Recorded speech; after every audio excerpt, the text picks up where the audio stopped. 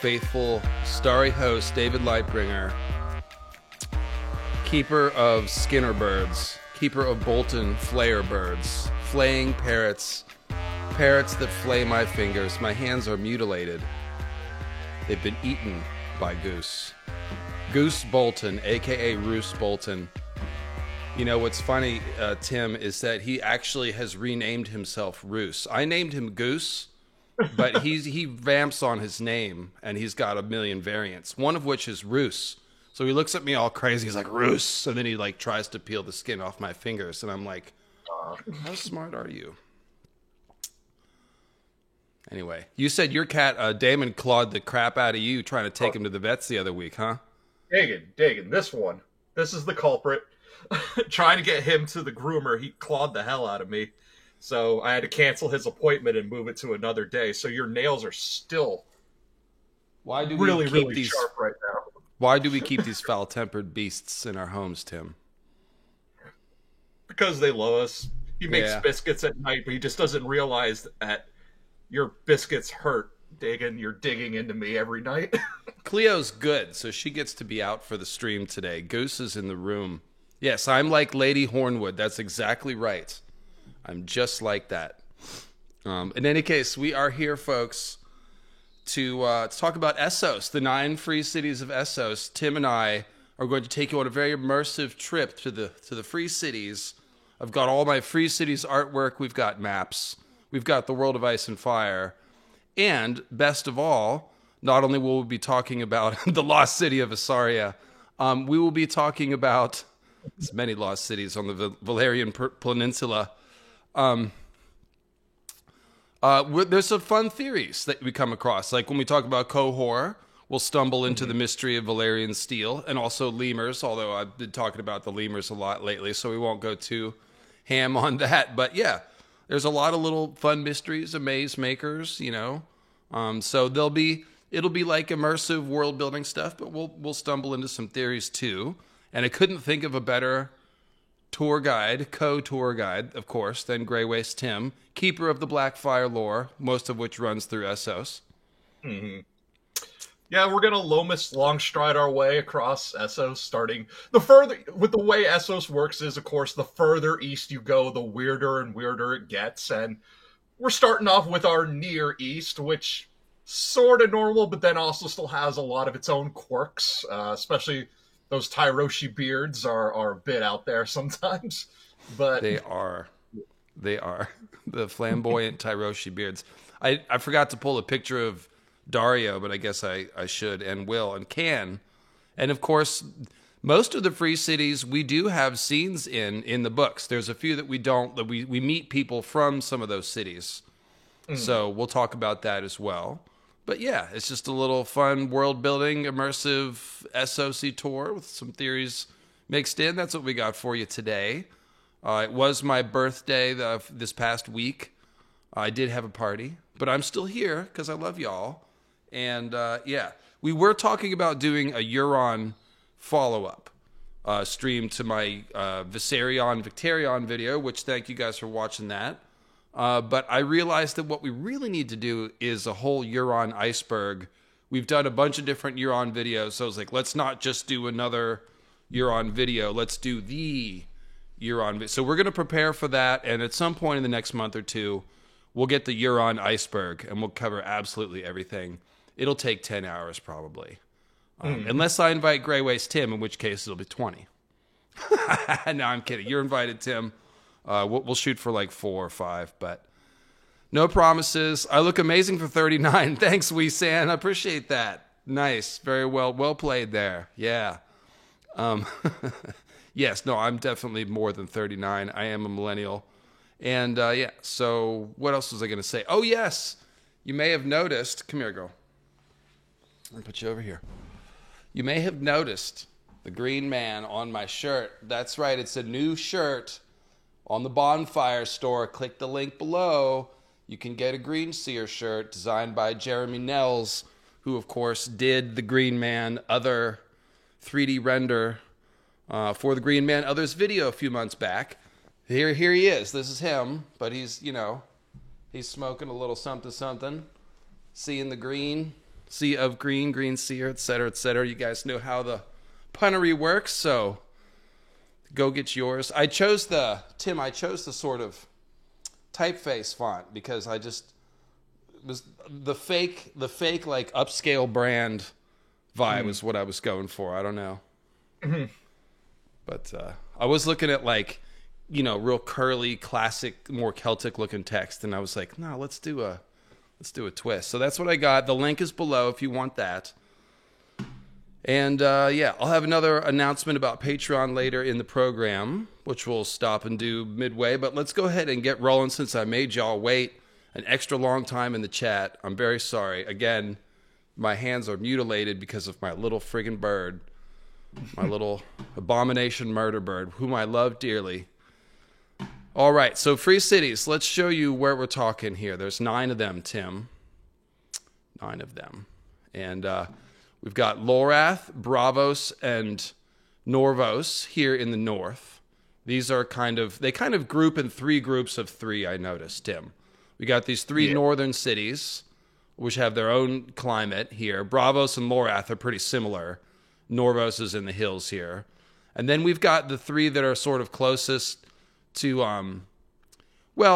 Pentos is the closest to Westeros. There's a lot of back and forth. So is Bravos, though. Bravos has pretty tight relations with Westeros, too.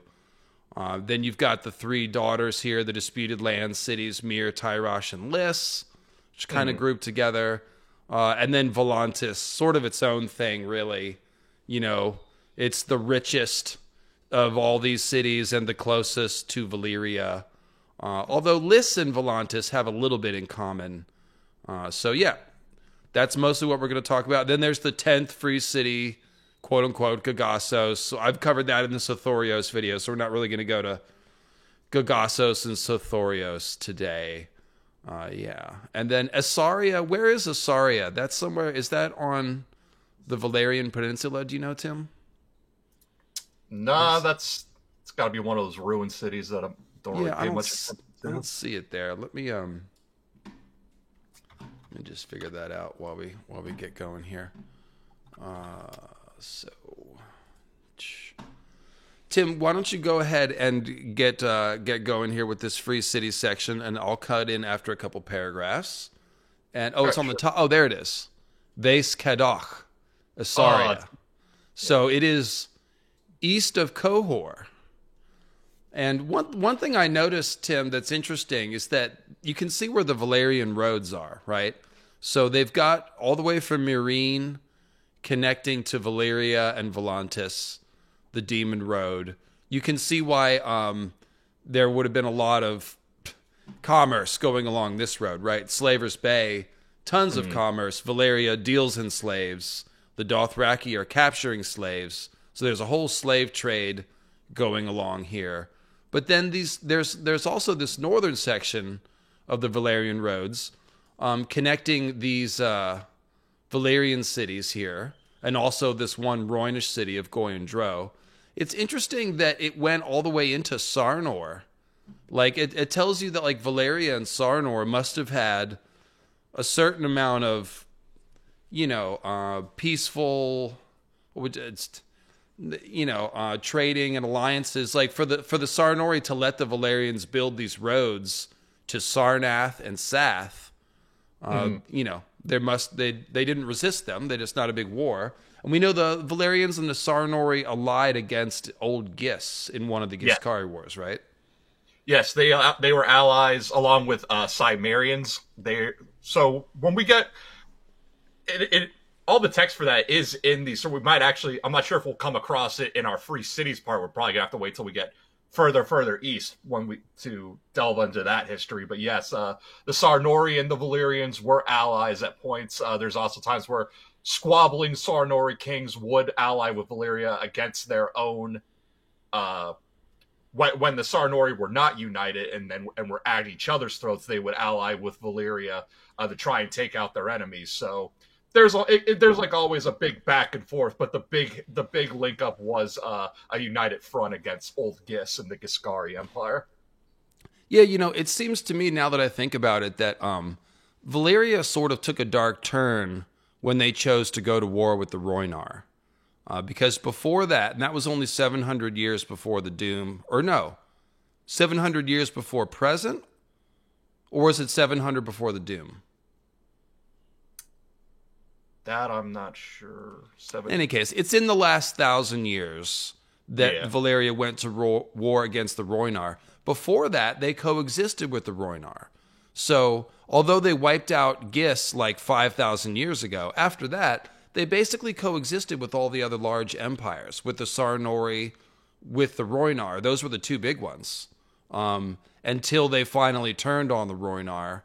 And then the Sarnori were wiped out only a couple hundred years later, of course, by the Dothraki. And that happened right after the Doom, I guess. So, yeah. So 1,000 years ago, 700 BC, was the Rhoynish Wars. So there you go. That is the sort of layout of Essos. But these 9 free cities, of course, are all tied to Valyria, and that's why we're talking about Valyria at the beginning. So go ahead and get ripping with this section in here, and I'll take a turn after you get a couple paragraphs down. The free cities. Essos, the vast continent across the narrow sea, teems with strange, exotic, and ancient civilizations. Some still extant and striving, others long fallen and lost to legend.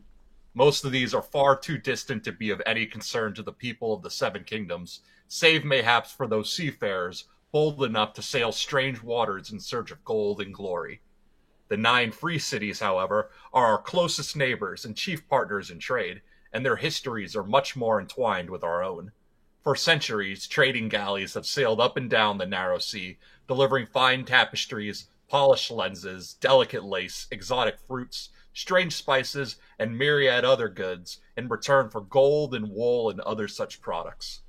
In Old Town, King's Landing, Lannisport, and every port from East Watch to the Planky Town, sailors, bankers, and merchants from the free cities can be found, buying and selling and telling their tales. Each of the free cities has its own history and character, and each have come to have its own tongue. These are all corruptions of the original pure form of High Valyrian, dialects that drift further from their origin with each new century since the doom befell the freehold.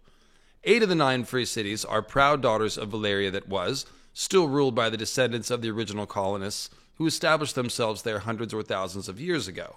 In these cities, Valyrian blood is still greatly prized. And we've seen that, especially Lys and Volantis. They're the most Valyrian-looking, quote-unquote. The 9th stands as an exception, of course, because Braavos was founded by the escaped slaves fleeing from Valyria. Those first Braavosi came from every land beneath the sun, it is said, but as centuries passed, they bred with one another regardless of race or creed or language to form a new mongrel people, which, of course, makes Braavos really cool, because they literally are a sort of a very unique setup, to have people from all corners of the world that are united by this revolution against Valyria, by this experience in Valyria and then fleeing. So they have this common ethic and worldview and history that binds them together, regardless of their various cultures. And we see that in Braavos, where all the different gods have temples and stuff. So definitely a cool city that George brainstormed. Yeah, because he's definitely borrowing from a city founded by escaped slaves. It's definitely mirroring Exodus, Moses and his people wandering through the desert. But unlike Israel, which was more ethnically Jewish, Braavos is founded by all types of people. And when Braavos finally did reveal itself to the world, it said that there were moon singers, which is something that we hear from the Jogos Nhai, so that's way, way off past the bones. That Braavos had taken in people that were being shipped out in the Far East past Slaver's Bay. So it's like everyone really came from all over Essos to find this new city in the northwest end. And that's why Braavos has like such a unique culture, because it's such a mishmash of all corners of the globe. Yeah, and we see its northernmost point on Essos, and it's basically parallel with the Eyrie and the Neck here. So it's starting to get pretty cold. White Harbor, The bay freezes up sometimes. The White Knife can freeze solid. Winterfell's not far here. So there's Winterfell and Barrowton. And obviously ocean currents, we don't know the different Gulf streams and things that are flowing here. But it does seem like it is on the edge of it's like temperate and cold, but it seems like colder in Lorath. So you kind of feel like the Narrow Sea is a little bit warm. You know, so Braavos is a little more Mediterranean than Lorath, but it's like cold Mediterranean versus your Pentos, you know, which is on a parallel with King's Landing. Yeah, because there is in the Mercy sample chapter, so Arya chapter for Winds, Ralph the Sweetling is complaining. He's like, "Where's the girls in belly shirts? Where's the lemons?" And the gruff guy that he's with is like, they're down south in Volantis. Didn't you look at the map? We're up north, you idiot. Right. That's a good pull, Tim. That's exactly right. So it's a little further north. And you can see just like, you know, when Sam is sailing from Eastwatch right here, they stop off in Braavos. And you can see why. It's like, it's an easier stop off than trying to sail into the Vale of Arryn. You know, maybe Goldtown you could stop off at. So like these are the main, and this is what you can see the networks of trade here. Braavos, Goldtown, King's Landing, Pentos. Like there's a lot of trade going back and forth over the Narrow Sea here. And it's a pretty, you know, it's easier sail. It's not a long voyage at all. Like sailing from Dragonstone to Storm's End, you could sail to Pentos in the same amount of time. It makes a little triangle there. So it really is almost like an adjunct to Westeros.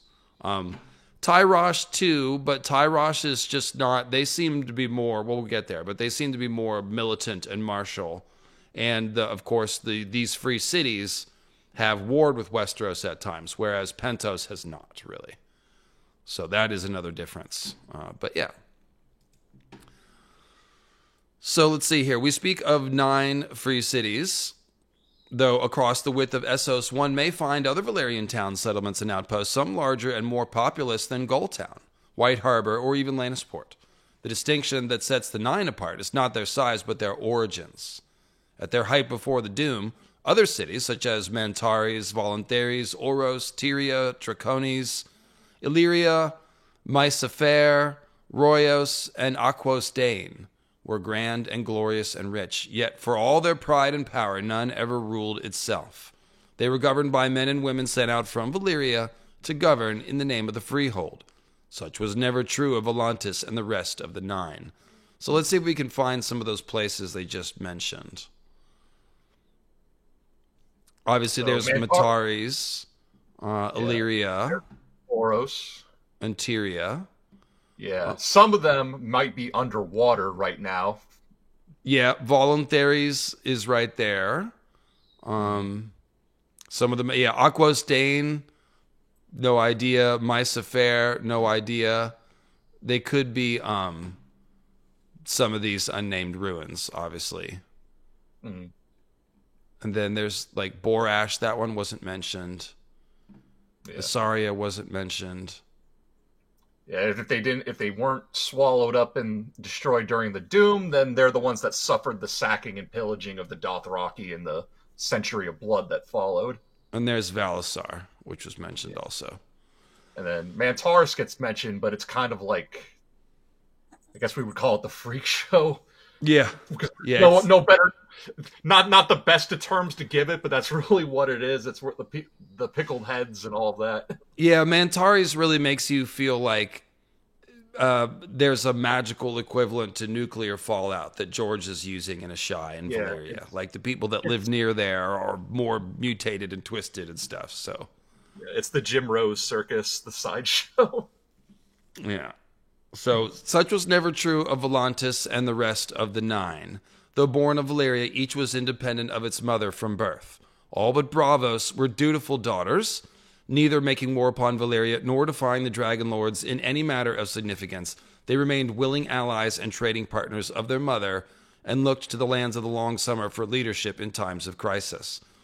I mean, you don't want to be Valyria's enemy, so that's kind of an easy choice, right? But of course, there's also what they're saying is that they are in the cultural shadow of Valyria. They all aspire to be, to have Valyrian customs and the favor of Valyria, etc., etc. So let's see. In lesser matters, however, the 9 free cities went their own ways under the rule of their own priests and princes and archons and triarchs. So we come first to Lorath. Lorath is, like we said, up north. Mm-hmm. It's cold. It's got its own bay, and it's on an island. This is the home of Jaqen H'ghar, our most famous Lorathi in the story.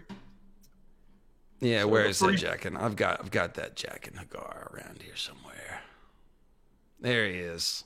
Or at the very least, he claims to be of Lorath, but his speech patterns follow the Lorathi pattern. So I think that makes you wonder, when you wear someone's skin mask, do you absorb their accents? I like to think that that's probably one of they say like in order to tell the best lies, you have to wrap in a little bit of truth, and I'd like to think that Jaqen saying that he's from a man is from Lorath actually is him telling the truth, because we do know that just like Braavosi comes from his people from all over, so too are the Faceless Men. It shows more again of that all worlds, everyone kind of flocks here and makes a new life for themselves in Braavos aspect of it. Cool, we'll go ahead and rip into Lorath here. Sure. The free city of Lorath stands upon the western end of the largest in a cluster of low, stony islands in the Shivering Sea north of Essos, near the mouth of Lorath Bay. The city's domains include the 3 principal islands of the Archipelago, a score of smaller isles and outcrops, almost all uninhabited save for seals and seabirds, and a thickly forested peninsula south of the isles. The Lorathi also claim dominion over the waters of Lorath Bay, but fishing fleets from Braavos and whalers and sealers out of Ib often venture into the bay, for Lorath does not have sufficient strength to make good its claim. So yeah, Lorath is also one of the poorer of the 9 cities. They make these claims, but they don't have the navy or military strength to back it up. Yeah, there's just not a lot of natural resources up there, it seems like. Mm-hmm. In former days, Lorath's rule extended as far east as the Axe, but the city's power has dwindled over the centuries, and today the Lorathi exercise effective control over only the southern and eastern shores of Lorath Bay. The western shore of the bay is part of the domains of Braavos. Lorath is the smallest, poorest, and least populous of the 9 free cities. Save for Braavos, it is also the northernmost. Its location, far from the trade routes, has helped to make it the most isolated of the daughters of Valyria that was. Though the Lorathi Isles themselves are bleak and stony, the surrounding waters teem with shoals of cod, whales, and gray leviathans that gather and breed in the bay, and the outlying rocks and sea stacks are home to great colonies of walrus and seal. Salt cod, walrus tusks, seal skins, and whale oil form the greater part of the city's trade. Well, golly, Tim, place like that, there might be squishers, I gotta say. Yeah, because this does sound a lot, too, like an Essos version of the free folk and the different kinds of tribes we find along the frozen shore. Walrus men, seal skins. Probably a lot more in common with the Ibbenese and the Lorathi than they want to let on. Yeah, and I just, as I demonstrated as Nibbledick demonstrated in Nibbledick Squisher Hunt, the Squisher sign is all over the place. Like Cracklaw Point, hotbed of Merling activity. They're all over Storm's End area, sort of the coast here. We've got Merlings involved in the legends of the what's his name, the Winged Knight, the Falcon Knight rather. And then, of course, the Three Sisters, White Harbor. So, this is just Merling Central here. And Lorath, yeah. We're going to read about the Mace Makers in a minute. But it's definitely a place like this. It's one of those places. The other thing I want to point out is that even though we talk about these as free cities, they just told you that Braavos controls all of this peninsula, basically. Even this side of the Lorath Bay, Braavos controls. So, and then right here it says Bravosi coastlands. So there are going to be towns and stuff in this area, farms and rural areas. So even though we think about it as a city, it's just as much a region as some of these seven kingdoms. Like you look at Storm's End rules over the Stormlands. The Stormlands are about really not much bigger than this peninsula here that Braavos controls. So it's pretty similar, really. And you have to remember also, Westeros was only unified, come here, girl, as a kingdom in the last 300 years. And before that, it was similar regional powers, cities, and then smaller towns that were vassals of those cities. And the various sizes of their little fiefdoms would change over time. So yeah, and because Chad is they're mentioning Venice a lot. And yeah, Georgia, along with having a little few other twists, like I mentioned, Braavos is a lot. The founding of Braavos mirrors the exodus of the Jews from Egypt, but he also is pulling a lot of history from the Italian city-states before Italy was united, when each city and each sort of area in Italy was its own cultural hub. And that's why even today with the United Italy, there's such a deep contrast between northern and southern Italy. Some families still hold deeper ties to their more local town and where they're from than the nation as a whole. And we'll see like that. That's why, even though these are all daughters of Valyria stuff, they also have like these major differences in their own different aspects of their culture. And that could be said, like, not just of Italy, but numerous other countries, like before they were united, when they just started out as little city states, or especially when an empire falls, like Valyria, how people rebuild and come back from that. And we could probably look at the free cities as they're sort of in this transitional period. Maybe they'll become a state all their own, or maybe they'll stay as these little principalities. Like, we don't know. Only George can tell us going forward. You're muted. Mute. I was muted. There we go. Now it's a stream. All right, we're warmed up. So there's a lot of influences George is drawing from here, and they're basically all from the Mediterranean. So the Mediterranean Sea is more of an east-west thing, and so you have these two long coastlines and people going back and forth. Here it's more of an east-west thing, but it's pretty similar. It almost reminds you of the Aegean Sea a little bit too, with Greece on one side and Asia Minor on the other side. But that's essentially the idea, is that in the Mediterranean, all these peoples have gone back and forth. Sean mentioned the Phoenicians. Obviously, the Phoenicians are a big influence because Braavos has literally the purple dye from mollusks, crustaceans, that they used to dye their purple sails. That is straight from the Phoenician history. So that's clearly an influence.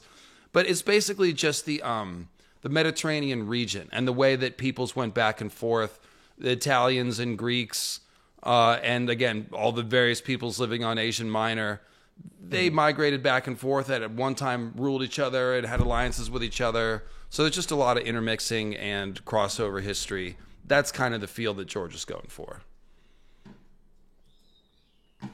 Yeah, and the climate. So yeah, it's really a lot like that. Now, let's see. In ancient days, Tim, the Isles were known, they were home to a mysterious race of men known as the Maze Makers. And the Maze Makers, who vanished long before the dawn of true history. Come here, girl. You're kind of getting a little antsy there. Step down. Let's see. Okay. Where were we? Maze Makers, who vanished long before the dawn of true history, leaving no trace of themselves save for their bones and the mazes they built. Others followed the Maze Makers on Lorath in the centuries that followed. And they're going to come back and talk more about the Maze Makers in a second. It's like one of the sidebar sections.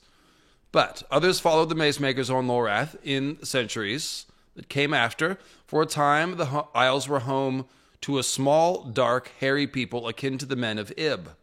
Fisher folk, they lived along the coast and shunned the great mazes of their predecessors. They in turn were displaced by Andals, pushing north from Andalos to the shores of Lorath Bay, and across the bay in longships. Clad in mail and wielding iron swords and axes, the Andals swept across the islands, slaughtering the hairy men in the name of their seven-faced god and taking their women and children as slaves. So, again, the Andals suck, as always. Screw the Andals. We hate them. They're the worst. They slaughtered the poor hairy men. But the hairy men, of course, they slaughtered the Ifuk-Hevron, and the Dothraki slaughtered them. So it's a circle of life. Yeah. But, with the hairy men, Tim, so where's Ib? Ib's all the way over here. Maybe Ib's I should up zoom north. out. Yeah, you got to scroll up. There you go. Yeah, so Ib is there. And there's an older race of hairy men that were bigger, right, than the Ibbenese. And those were killed out by the Dothraki. And those are the ones that were living sort of somewhere on the Grass Sea, I guess. But then there's also hairy men kind of like over here. And these are smaller hairy men. So we getting into that whole George's Neanderthal pre-human evolution stuff. We know that there's the brindled men seem to be vaguely Cro-Magnon related, and the hairy men are kind of more of the same. So yeah, we're and the the hairy hairy men, too. One would assume, Steve. One would assume. The hairy men and the men of Ib also war against the tall men from Sarnor, which is George just straight up cribbing the doom that came to Sarnath, where the original Lovecraft Ibbities, which were not little hairy dwarf men, but instead little frog squisher men, are annihilated by the people of Sarnor. Yeah, and if this stream goes well and you guys like this, we will continue. Me and Tim will go through. We'll move to the east and we'll do the grasslands and we'll do Ib and Karth and all that other crap too. So it gets more interesting the further east we go. It does. There's all kinds of little nuggets and Easter eggs and secrets from the main story tucked in here too. So we end up talking about not just the regular stuff, but yeah, like the stream, leave a comment, that kind of stuff. Like I said, if it does well, we'll do some more of this. I would like to go through all of the World of Ice and Fire. It's my shit, definitely. So, and someone in the chat was mentioning Ibish. So originally, the Ibbenese had this big city, and they had New Ibish, and they built a wooden wall across this little peninsula to try to save New Ibish from the Dothraki. That failed. It's obviously parallelism going on there. So, yeah, we can come back to that a different time and do all that stuff. But getting back here to the north, where we are, talking about Lorath and the Maze Makers. So now we're going to talk about the mazes. And let me just show this mazes off in more detail real quick. This is Sven Sauer. Just incredible stuff here. So there's modern Lorath. It's on the tip of the peninsula, right? So the mazes are imagined as carved into the stony plateau, kind of, which is cool. I like how this is done. You can see some of the hillside is carved. A little bit like Petra. Definitely some Petra influence. And this one zooms in all the way. So now you can see. Oh, sorry, hang on. I meant to zoom in. You can see like the lift and the people living here. These aren't the maze makers. These are the people that came after. Like, what are these mazes? They're kind of creepy. The hairy men didn't want any part of them. But yeah, pretty great stuff here.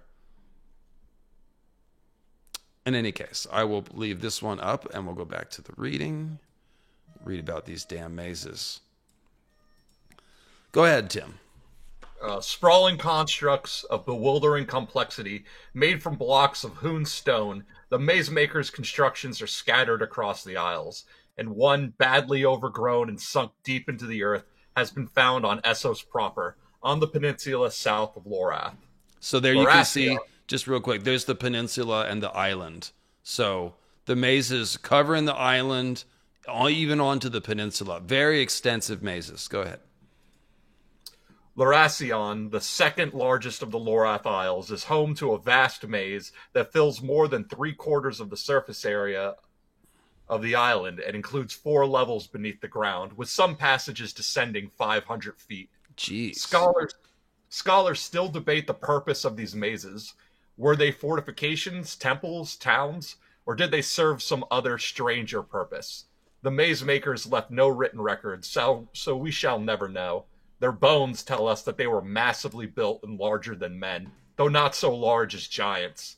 Some have suggested that mayhaps the maze makers were born of interbreeding between human men and giant women. We do not know why they disappeared, though Lorathi legends suggest they were destroyed by an enemy from the sea. Merlings in some versions of the tales, Selkies and walrus men in others. It always is funny when them landlubbers try to tell the difference between a Selkie and a Merling and a walrus man, as if they knew. As if they knew. Yeah. So what's your read on the Maze Makers? Overall, I think George is not necessarily intending to have an answer that we can puzzle out. This might be one of those things where it's just meant to be a weird old mystery. However, there's very few things that we haven't been able to come up with a good theory for. And I have heard a couple of decent Maze Maker theories. What's your read on it? So to me, this is George blurring Lovecraftian mythos with real world history. The fact that the mazes here are made from this gray, mossy stone does mirror the original city of Ib in the original Doom that came to Sarnath, which was a gray stone city that sat on a giant lake overlooking the city of Sarnor. Here, on Loracion, we have our gray stone mazes that sit on the sea overlooking the Isle. And so when we are told that the maze makers were killed by a people from the sea, one, that makes us think of Squishers, which again takes us back to the original froggy men of Ib from Lovecraft. But then there's also our real world Bronze Age collapse, which was supposedly brought about by the Sea Peoples, a people who may have been Phoenician or some kind of offshoot of that. Or Deep Ones, yeah. But again, we have this people from the sea that show up out of nowhere in real world history. They attack Egypt, Assyria, other empires. This is where, again, the Bronze Age collapse, one of our biggest points in history where we have real no knowledge, really, just because of the complete decimation and destruction and loss of record from that. We don't know who the sea people are, where exactly they came from, even what language they spoke. All we have are a few surviving records of like chiseled out like artifacts that depict them coming on boats and all of that. But it's one of those things that's like the mystery is lost to time. And I think George is taking that real world example of the sea people and again mixing it with actual Lovecraftian Squishers and Deep Ones. You're muted again. I think that makes sense, Tim. In a sort of thematic and literary inspirational sense. It could be like this idea that maybe they're just humans that have interbred with giants. Like that could be. The Umbers are extra tall, like all of them, and they surely have some giant's blood back in their family line. Like that is probably the case. And we know that those hairy men, the older ones, were also bigger. So we don't know, we don't know if giants come from humans or humans come from giants. If there's a common ancestor that is the hairy men way back in the past that went, because the giants are very hairy. So they could have evolved from hairy men, and maybe humans did too, and they went different directions. Bigger and hairier, smaller. And then out in the even further east, we get stories of the stone giants who are twice as tall. They're like 24. If our giant here that we know of are 10 to 12 feet tall, these guys are 24 feet tall. And they're supposedly killed off by the Jogos Nai. And you're just left to wonder, well, how did that happen? First of all, what do you mean by stone giants? Second of all, how could they be killed by just people on riding zebras, basically? Yeah, well, it's like the Imperial Walkers. You have to tie them up around the legs, get them around, then topple them over. That's the key. But yeah, are they giants made of stone, or are they just giants that live in the mountains and throw stones? We don't know. So it is hard to say. It could be that the Lorathi are related to giants or tall, hairy men. That is absolutely possible. My favorite theory is that they are related to the Old Ones of Leng. Even though it's a long damn way away, there are certain similarities. Not mazes, but the cities in the jungles of Leng go down underground. They are carved into stone, and they go down hundreds of feet. The only thing that is similar to the maze makers' mazes are those cities of the old ones in Lang. Now, it's just a long damn way away. So it could be, for there to be any connection, you would have to suppose that the old ones back in the day navigated by sea, that they sailed ships. I actually do think that is the case. That is the case in Lovecraft. The men of Lang who serve the old ones, they are horny goat people. They are traders that sail all over the place on ships. So that could be what George is drawing from. But again, this is stuff that's be so deep in the past that it's not really, it's not a theory that leads anywhere. It's just one of the possible connections that we have. But other than that, yeah, you've got giants, because the old ones on Lang are super tall too. So tall, you know. Yeah, because he can only draw so much from Lovecraft, though, because the men of Lang, the horny goat men of Lang, also are able to sail to the moon, so their ships are spaceships. But so that's why I said, like, George, like, he lifts certain aspects and elements from Lovecraft and from Howard and from Tolkien and all these other writers, and then he intermeshes them with real world history and real world mythology, and that's why we get like such a rich tapestry when it comes to this history, especially when we start like, okay, well, where did that come from? When we start trace, and that's what I love doing. Again, that's tracing back all the breadcrumbs. Then, especially in Essos, the further east we go, the more Easter eggs we're just able to dig up. Now, what I feel more positive about is that whoever these maze makers were, they were probably destroyed by deep ones. You know, Selkies, walrus men, these are all deep ones. So the various stories all say fish people did it. I do think he's riffing on the sea peoples thing, but here in Ice and Fire Land, we know the Merlings are real. And so, yeah, that's probably what this was. And there's even a possibility that I suggested that the maze makers were deep one hybrids. Because we know that the deep ones, when they farm people, they also ravage them and wipe them out sometimes. And so there could be something like that, where you have a hybrid deep one population that is eventually turns against the deep ones and gets wiped out by them. So that could be as well. But we'll never know, probably. So there we go. Now there is, okay, they've got the, let's see if I can get this. Yeah, Priest of the Blind God. I don't know if I can make this bigger. There's the Blind God, Boash. This is a little bit of a clue about the maze makers. This group came afterward, but they saw some sort of ascetic meditational value in the mazes and formed a cult around them. So, yeah, go ahead and read this part, Tim. Soon each island had its own king, whilst the largest boasted four.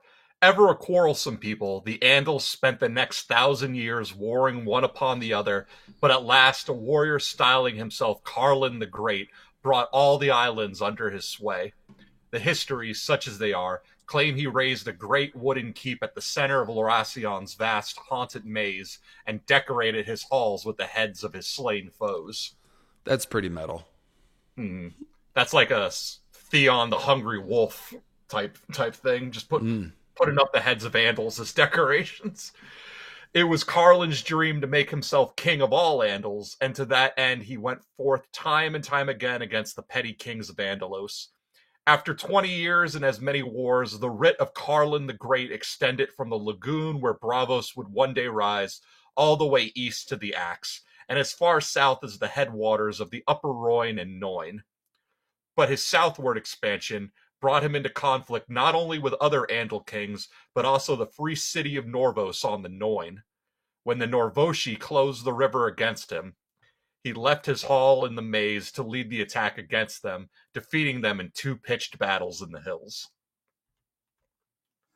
Unwisely, he took those victories too much to heart and marched against Norvos itself. The Norvoshi sent to Valyria for help, and the Freehold rose to the defense of its distant daughter, though all the lands of the Andals and Rhoynar lay between them. Distances meant little and less to the Dragon Lords in the summer of their power, however. It is written in the fires of the Freehold that 100 dragons took to the skies, following the great river north to descend upon the Andals as they lay siege to Norvos. Carlin the Great burned with his army, and afterward the dragon lords flew onward, bringing blood and fire to the Isles of Lorath. Carlin's great keep went up in flames, as did the towns and fishing villages along his shores. Even the great stones of the mazes were scorched and blackened by the firestorms that swept across the islands. It is said that not a man, woman, or child survived the scouring of Lorath, so hot did those fires burn. So this is an interesting little incident. This is why I wanted to read this here, because it's just, I forgot about it. Like, I had completely forgotten about this history. You know, the Valyrians went north, and they didn't burn all of Andalos, but they burned this Andal kingdom that had taken over Lorath.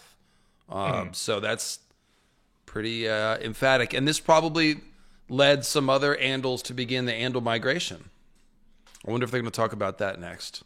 But the Andals supposedly began migrating because they kind of saw what happened to the Rhoynar, or...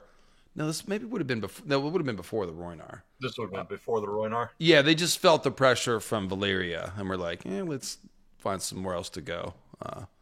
Yeah. So maybe this is what... it's hard to say when in time this incident is with Carlin the Great, but it's possible this could have led to the exodus of the Andals too, yeah.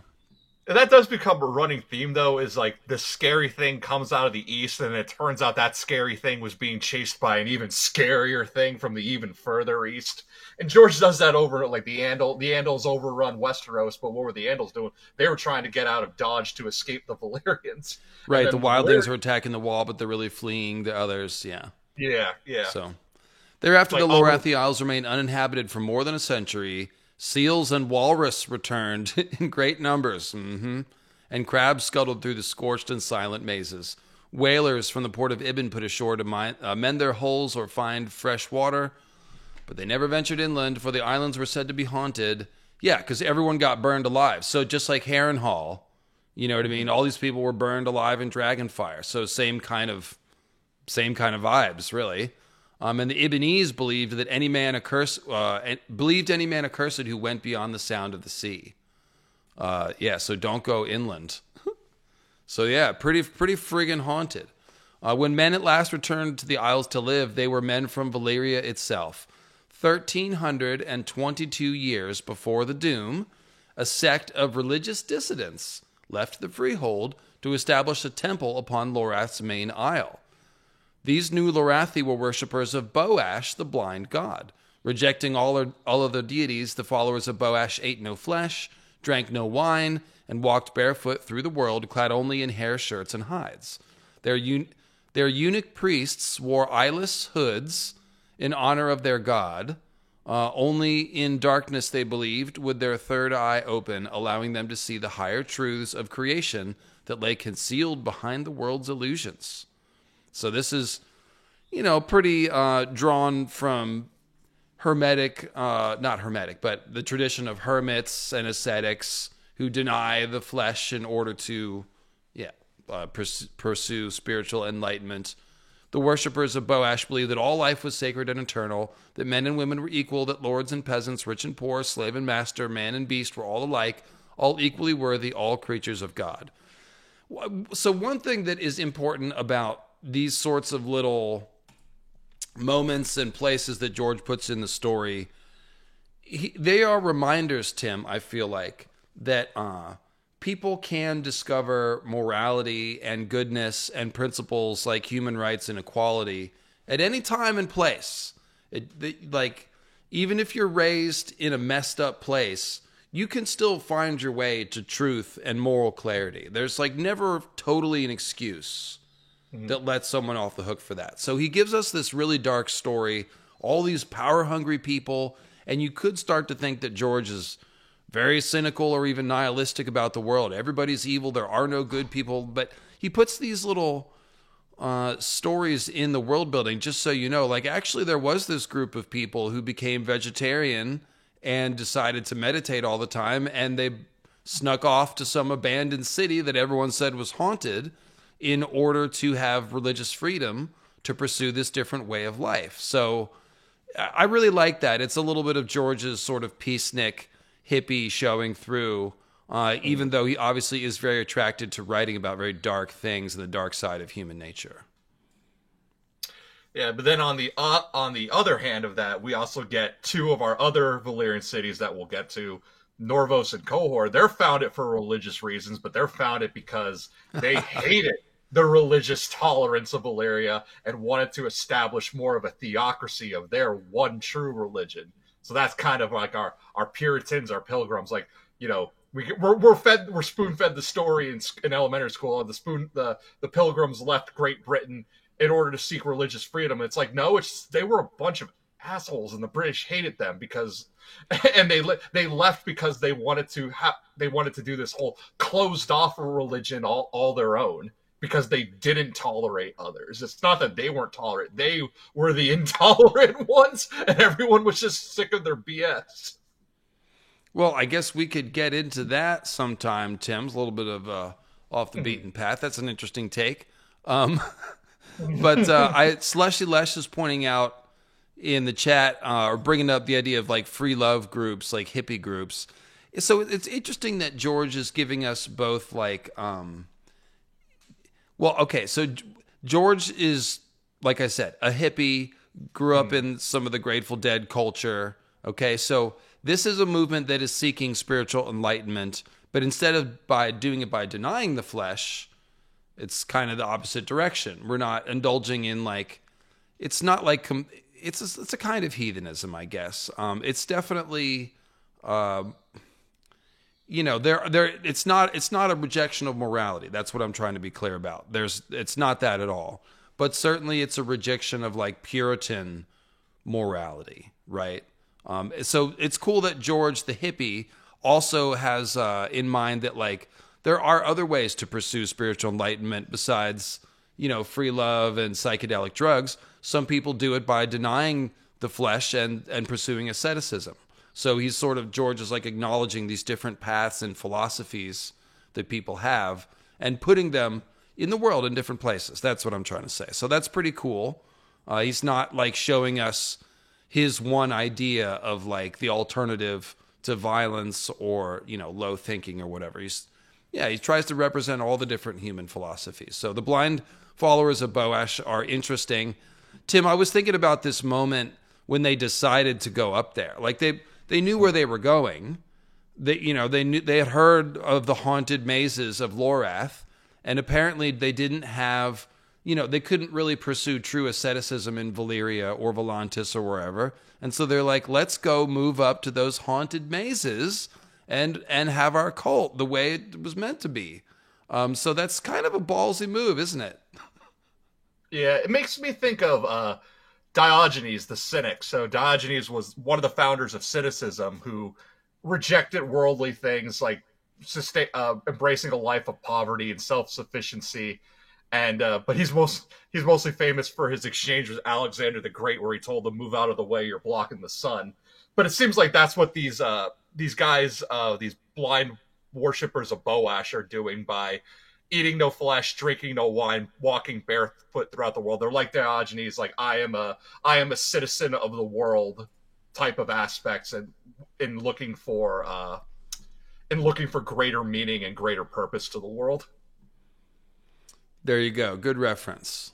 So, an essential part of their doctrine was an extreme abnegation of self. So only by freeing themselves of human vanity could men hope to become one with godhood. Accordingly, the Boashi put aside even their own names and spoke of themselves as a man or a woman, rather than saying I or me or mine. And of course, Jachin speaks that way. Through the cult of the blind god, although the cult of the blind god withered and died out more than 1,000 years ago. And when did they move there? So how long did it last? They moved there, it said 1100 something, so it didn't last that long. Wasn't it like 1322? 1322. So this lasted about 300 years, give or take. That's not bad. That's pretty good, actually, yeah. I guess if my cult lasted 300 years, I'd feel okay about it. So the blind god and his followers made the ancient mazes of the first Lorathi their towns, temples, and tombs, and dominated the islands for 3/4 of a century. But as the years passed, other men who did not share their faith began to cross the bay to hunt seal and walrus or fish for cod. Because now that they've proven it's not haunted, people are back to doing normal stuff. Some chose to stay. Huts and hovels sprang up anew along the shores and became villages. Men came from Ib and Andalos and other stranger lands, and the islands became a refuge for freedmen and escaped slaves from Valyria and its proud daughters. For the priests of the blind god taught that every man was the equal of every other. 3 fishing villages on the western end of the largest isle waxed so populous and prosperous that they grew together into a town, and with the passage of years, stone houses grew where daub and wattle hovels once stood, and the town became a city. These new Lorathi were at first subservient to the followers of Boash, who had come before them, and for many years the priests of the blind god continued to rule the islands. In time, however, the numbers of newcomers swelled while the ranks of the faithful dwindled. The worshippers of Boash fell away as the priests who remained became more worldly and corrupt, forsaking their hair shirts. It all went downhill after they got rid of the hair shirts, Tim. Hoods and piety and growing fat and rich off the taxes they extracted from those they ruled. Finally, the fishermen, farmers, and other small folk rose in rebellion, throwing off the shackles of Boash. The remaining acolytes of the blind god were slaughtered, all save a small handful, who fled to the great temple maze on Lorraeson, where they remained for the best part of a century until the last of them died. George can't just end something peacefully. He's got to have it, like, drag on and suffer an even crueler fate and all this stuff. Yeah. Because that's the way it goes, right? Like, and that's human nature. It's one of the worst aspects of human nature is that people get bored of peace. That's one of the big things of House of the Dragon, right? Like, these are these green knights of summer who have never known violence, and now they're going to walk into a war, and it turns into one of the worst wars the realm had ever seen. And it's like and that becomes the question. It's like, why would you become bored with this? It's a question that Tolkien played with when he wanted to write the New Shadow, and then realized, like, no, to undo all of the good that ended the story is just too tragic and too depressing, and I don't want to do it. Whereas George is like, well, then I'll do it. I'll end the peace. I'll end the prosperity, because that's what happens. We can never keep our nice things. Someone, somewhere, a few hundred years down the road just decides that thing's too nice, that's too shiny, I'm going to break it. And so, yeah, and exactly right. Here's more cultural commentary. Even when a sect is founded on a certain value set, people are people, and they started collecting taxes. Like, you could see how the downfall came. It was just them. They were doing their thing. But then once they started ruling other people and collecting taxes and amassing money and wealth and power, then, of course, they did what humans do. They became corrupt, and then they became oppressive, and then they got thrown off. They got revolutioned. So human nature running its course, I guess. And after the fall of the blind priests, Lorath became a freehold after the matter of Valyria, ruled over by a council of 3 princes. You could see why that would happen, because a lot of the people in Lorath would have come from the other free cities. And so it's like, well, what kind of government should we put in? The easiest thing to agree on would be something similar to what the other free cities were doing. That would be like the conservative and safe kind of way to get a consensus kind of agreement. So the Harvest Prince was chosen by a vote of all those who owned land upon the islands, the Fisher Prince by all those who owned ships, the Prince of the Streets by the acclamation of the free men of the city. Once chosen, each prince served for life. That sounds a little bit like the Iron Islands with Salt Kings and Rock Kings, but it's probably just George's idea of a natural power sharing that arises in a maritime culture where a lot of people are engaged in sea trade, sea commerce, and basically holding sea power of various kinds. So these 3 princes continue to sit today, though the titles have become purely ceremonial. The true authority resides with a council of magisters made up of nobles, priests, and merchants. Its isolation meant that the Lorathi were little involved in the events of the Century of Blood, save for those few who sold their swords to Braavos or Norvos. Today, Lorath is generally accounted the least of the 9 free cities, the poorest, the most isolated, the most backward. Though possessed of large fleets of fishing vessels, the Lorathi build few warships and have little in the way of military power. Few Lorathi ever leave their islands, and fewer still ever make their way to Westeros.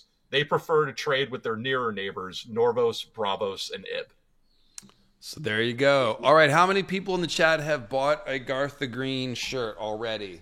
I want to see in the chat. If you've gone and purchased a Garth the Green shirt, then tell me, and I will shout you out. And if you haven't, what are you waiting for? Did you see it? Yeah, it's gas, exactly. Mary Morgana has one on order. You can get it in a color called herb green. The organic cotton in herb green. That's all I'm saying. So, yeah, I want a Cannibal the Dragon shirt. It says Cannibal the Dragon. You would say that. That's still not a bad idea, though. Maybe we'll think about that. That's not a bad idea. Kind of like that. Waiting for my next job. All right, no worries. Exactly. Organic herb green seer Garth action. It's there for you. So Norvos, the free city of Norvos stands upon the eastern. But actually, let me just say one other thing. We're going to move the streams back to the old time of 3 p.m. Pacific starting next Sunday because most of y'all show up later in the stream than 1. So I moved it up to 1, and still it seems like a lot of people are showing up at 3. I know, yeah, so it seems to suit more people overall. So we're going to move back to 3 p.m. next Sunday. Yeah, the Australian people are happy. The Eastern European people are not. I'm sorry. Say the Europeans, though. Yeah, it's 8 a.m. in Australia. Yeah, I'm neurodivergent. I don't hate the Europeans. I love y'all, but one is a little harder on me as far as the birds go and all that. But mostly I'm just playing to where the people are. So yeah, I'm in that sweet spot on the East Coast. So for me, it's either 4 or 6, which are both doable. Right on. So okay, fine for Brazilians, says Marina. Yeah, well, it's got to be nighttime somewhere. It's a globe, so. Okay, where were we? The free city of Norvos. Why don't you go ahead, Tim? The free city of Norvos stands upon the eastern banks of the River Noin, one of the greatest of the vassal streams of the Rhoyne. The high city, ringed about by mighty stone walls, looms above high, stony bluffs. 300 feet below, the lower city spreads along the muddy shores, defended by moats, ditches, and a timber palisade much overgrown with moss. The ancient nobility of Norvos lives in the upper city, dominated by the great fortress temple of the bearded priests. The poor huddle below amongst the wharves, brothels, and beer halls that line the riverfront. The 2 parts of the city are joined only by a massive stone stair called the Sinner's Steps. This is one where, Tim, it's really disappointing that no one has drawn this. Like, it's such a visual city. Like, it's a very striking and unique layout, but nobody has made it. Yeah, not enough love for Norvos. Not enough. We got this picture of the bearded priests and the bears, but that's it. Maybe if we had a character like Jaqen, but right now in our main story. But as far as our main story goes, our famous Norvoshi is Areo Hotah, the Silent Watcher. There he is. Oh, there he is. Great Norvos, as the Norvoshi named their city, is surrounded by rugged limestone hills and dense dark forests of oak and pine and beech, home to bears and boars and wolves and game of all sorts. The city's domain stretches as far as the western banks of the Dark Wash, to the east and the Upper Rhoyne to the west. Norvoshi river galleys rule the Noin as far south as the ruins of Nysar, where she joins the Rhoyne. Great Norvos even claims dominion over the Axe upon the Shivering Sea, though this claim is disputed, often bloodily, by the Ibbenese. So if you pause here, you can see on the map, basically this whole middle chunk. So the Upper Rhoyne here, everything east of the Upper Rhoyne and west of the dark water here. So this is all like this whole middle chunk.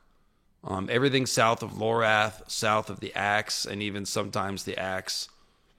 Qohor is going to occupy everything east of the dark water. But yeah, Norvos is a pretty powerful city. Mm-hmm. Yeah, it's actually, for being a city-state, it's actually pretty big, considering that's why it's Great Norvos. And again, we got them warring with the Ibbenese, hairy men fighting other hairy men, but in reality, this is all just, it's Russians. It's all just Russia. True. Close by the city walls, the Norvoshi work the land on the terraced farms. Farther out, men gather behind stout timber palisades and hold fast in walled villages. The streams here are swift-running and stony, and caverns honeycomb the endless hills. Many of the caves are home to the brown bears common to these northern lands, others to packs of red or gray wolves. Again, it's all Russia.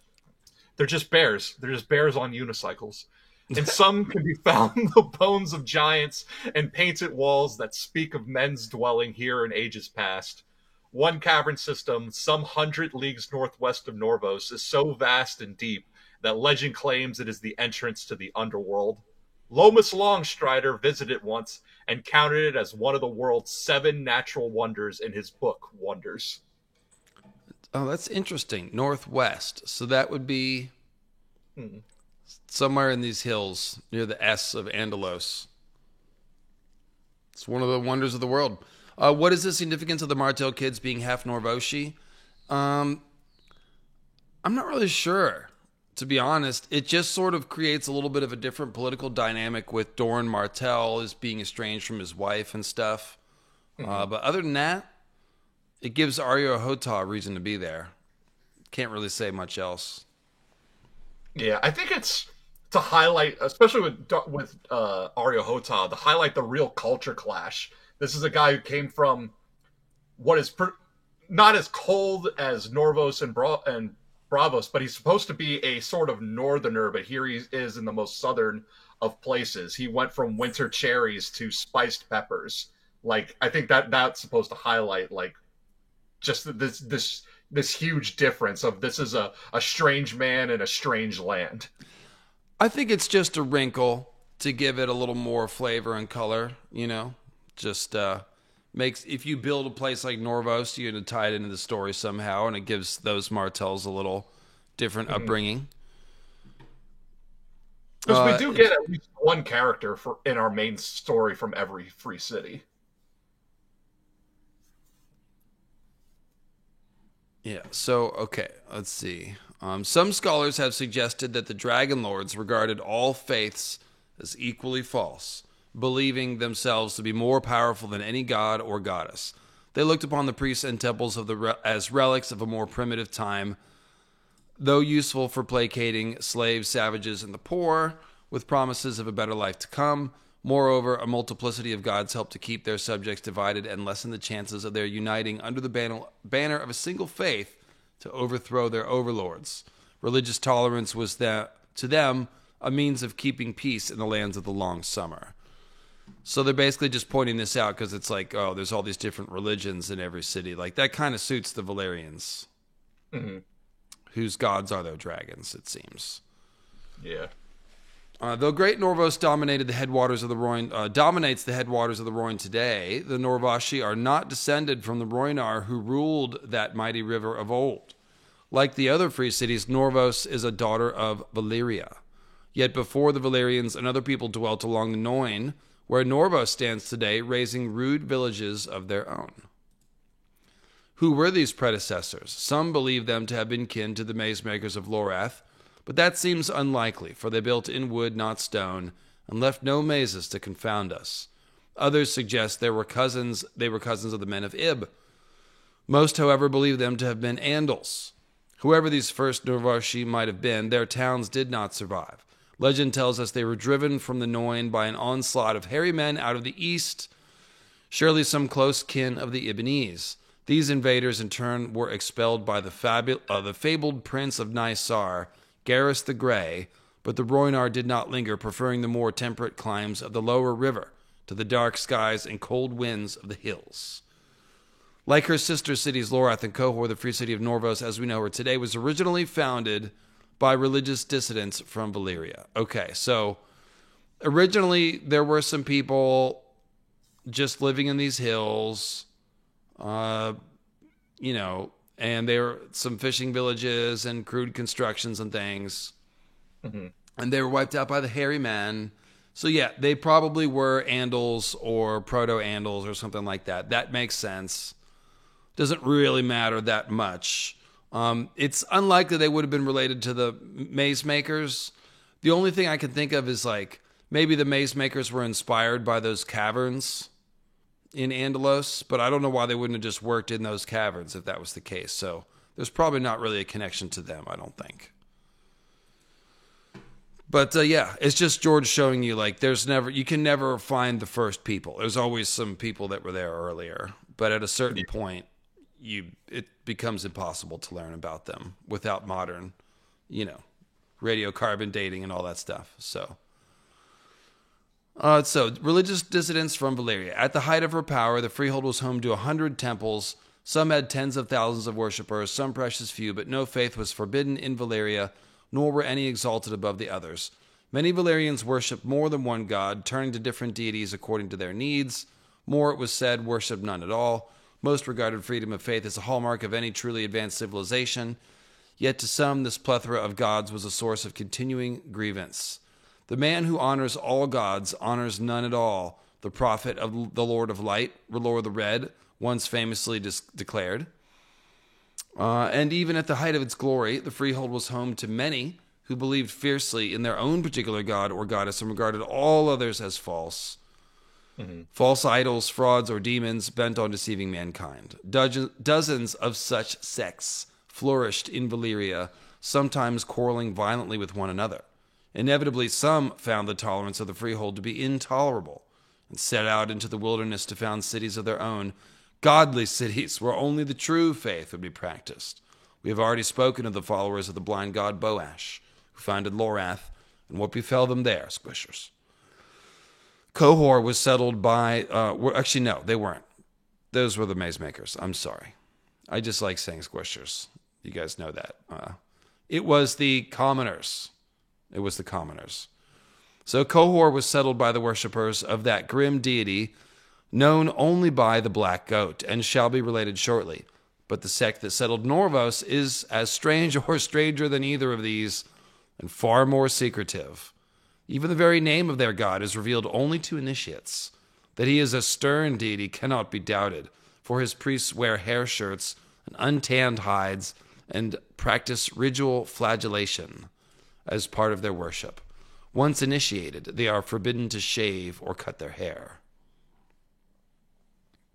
From the founding to the present, Great Norvos has been a theocracy, ruled by its bearded priests, who are themselves ruled by their god, who speaks his commands to them from the depths of their fortress temple, which only true believers may enter and live. Though the city has a council of magisters, its members are selected by the god, speaking through his priests. To enforce obedience and keep the peace, the bearded priests keep a holy guard of slave soldiers, fierce fighters who bear the brand of a double-bladed axe upon their breasts and ritually marry the long axes they fight with. So there's one of those big Areo long axes there, and there's again Areo Hotah and his axe. And the bears. Always the bears. Like you said, it's Russia. It's all bears. Only Norvoshi priests are permitted beards, Tim. Freeborn Norvoshi of both high and low birth favor long, unswept mustachios, while slaves and women are shaved bare. They're shaved. They don't have to shave. They are shaved by someone else. It's got to be someone else that does it. It's more oppressive that way. Norvoshi women indeed shave off all of their body hair, though the ladies of the nobility will don wigs, especially when thrust into the company of men from other lands and cities. That's interesting. The women are all bald. Strange custom. Go ahead. Travelers paint Upper Norvos as a grim gray place of sweltering summers, bitter cold winters, harsh winds, and unending prayer. So now this is sounding less like Russia and more like the Dakotas. The lower city, with its riverman haunts, brothels, and taverns, is said to be much livelier. There, out of sight of priests and noble alike, low-born Norvoshi feast on red meat and river pike, washed down with strong black beer and fermented goat's milk, whilst bears dance for their amusement, and it is whispered slave women mate with wolves in torchlit cellars. It sounds like BS. You don't mate with wolves in cellars. You do that in the open sky. Everyone knows that. Anyways, go ahead. Archmaester Periston notes the importance the Norvoshi give to the axe as a symbol of power and might, and proposed that this is proof that the Andals were the first to settle Norvos, suggesting the bearded priests took the emblem from ruins they found as they established Great Norvos. As he argues, next to the carvings of seven-pointed stars, carvings of a double-bladed axe appear to have been the next most favored symbol of the holy warriors who conquered the old Seven Kingdoms. Etched in stone by Archmaester Harmune contains a catalog of such carvings found throughout the Vale. Stars and axes are found from the fingers into the mountains of the moon, and even as far into the Vale of Erin as the base of the giant's lance. Harmune supposes that, with time, the Andals became more devoted to the symbol of the seven-pointed star, and so the axe fell by the wayside as an emblem of the faith. It should be said, however, that not all agree that these carvings represent axes. In his refutation, Maester Evelyn argues that what Harmune calls axes are in fact hammers, the sign of the smith. He explains the irregularity of the depictions of these hammers as a result of the Andals being warriors, not artisans. Yeah, I don't know about that. There's, it's one of the hammer makes sense a little bit because the Andals were smiths. So the smithing was an important thing to them. They were one of the first people with steel. Yeah. But it also makes sense that this other idea that the Norvoshi picked up from the carvings of the axe that were there.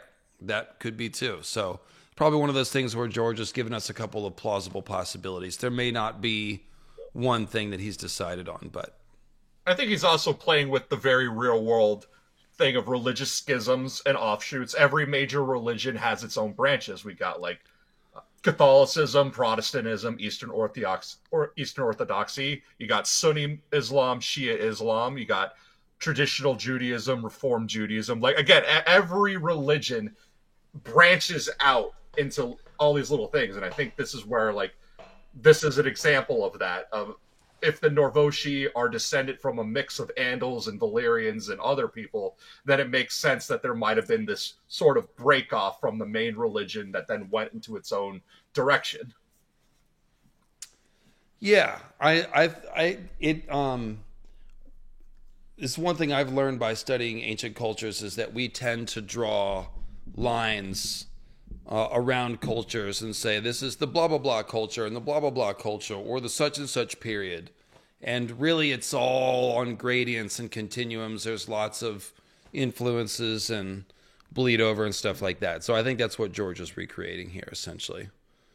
Go ahead and read about the bells while I re-elevate my camera here. I got tired of sitting. I need to stand today. So. No account of Great Norvos is complete without a mention of the city's three bells, whose peals govern every aspect of city life, telling the Norvoshi when to rise, when to sleep, when to work, when to rest, when to take arms, when to pray, often, and even when they are permitted to have carnal relations. Rather less often, if the tales be true. When the bell rings. Honey, you in the mood? The bell's ringing. You can't tell me when to have a boner. That's my business.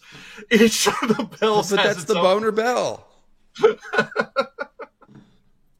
For all of you, this means a lot less breeding. For me, a lot more. Each of the bells has its own distinctive voice, whose sound is known to all true Norvoshi. The bells bear the names Noom, Nara, and Niall. Lomas Longstride was so taken by them that he named them one of his 9 wonders made by man. Okay, so Norvos has one of the wonders of the world and one of the wonders made by man. So they're 2 for 2 right here. Yeah, And I then we feel go like George was just trying to make it weird at a certain point. So yeah, that's what we've got for Norvos. So we're going on to Qohor now. The only art we have for Qohor is of the Qohoric. This is by Kazagat Vargo Hoat. There's Vargo Hoat with his coins, riding the Zorse. And here is with his black goat helm. So those are the vibes. And just to look on the map here, Qohor is kind of unique because it's in the forests. So this is it's the big, eastern. very big forest here. Go ahead. It's a little weird that we're starting north, going east, and then circling back west because Qohor is also the easternmost of the 9 free cities, and like we said at the beginning, the further east you go, the weirder it gets, and that is why another reason why Qohor comes off as one of the actually the most sinister of the 9 free cities. It's known as the City of Sorcerers. It's all of our knowings of resmithing Valyrian swords comes from here, and we know that comes at a terrible cost. And of course, just like you brought up Vargo Hoat, we also have Tovo Mott. He is a Qohoric swordsmith. He is the one that Gendry apprenticed to. He's living in King's Landing. So 2 Qohoric characters in our main story. And I think what they're doing here is they're grouping these 3 together, Tim, because these are all founded by religious separatists, and they're in the north-ish. Qohor, Norvos, and Lorath. So, even more mysterious than Norvos and Lorath is their sinister sister, the free city of Qohor, easternmost of all the daughters of Valyria. Qohor stands on the river Coin, on the western edge of the vast, dark, primordial forest to which she gives her name, the greatest wood in all of Essos. In folklore, even as far as Westeros, Qohor is sometimes known as the City of Sorcerers, for it is widely believed that dark arts are practiced here even to this day. Divination, blood magic, and necromancy are whispered of, though such reports can seldom be proved. One truth remains undisputed, however: the dark god of Qohor, the deity known as the Black Goat, demands daily blood sacrifice. Calves, bullocks, and horses are the animals most often brought before the Black Goat's altars, but on holy days, condemned criminals go beneath the knives of his cowled priests, and in times of danger and crisis, it is written that the high nobles of the city offer up their own children to placate the god, that he might defend their city. So that's fun. Yeah. I mean, the Black Goat is drawing off Baphomet, but the picture it paints, it really is like, what if a city was founded by Satanists? And not Levian ones, but actual theocratic Satanists. Then we get Qohor. Yeah, I think I have that altar of the Black Goat artwork somewhere. Where is it?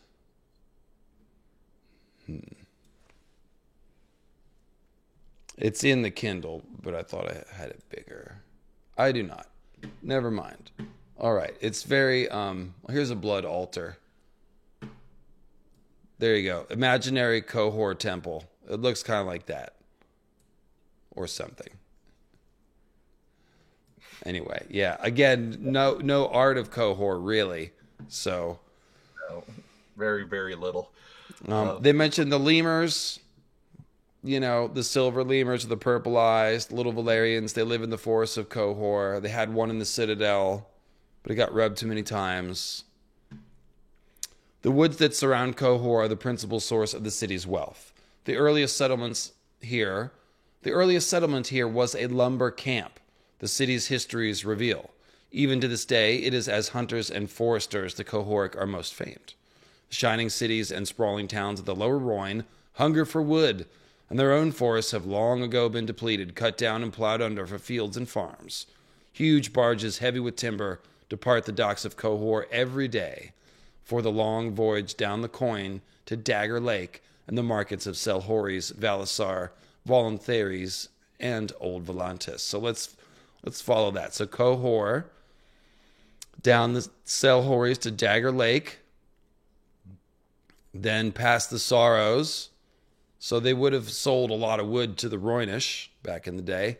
But yeah, they've got to go all the way down here. It's the lower Rhone, Selhorys, Valasar, Voluntaries, Volantis. So that is a bit of a trek. But it's all, you can picture, like, it's just all logs floating down the river. Probably a lot of beavers in that area, too, I can imagine.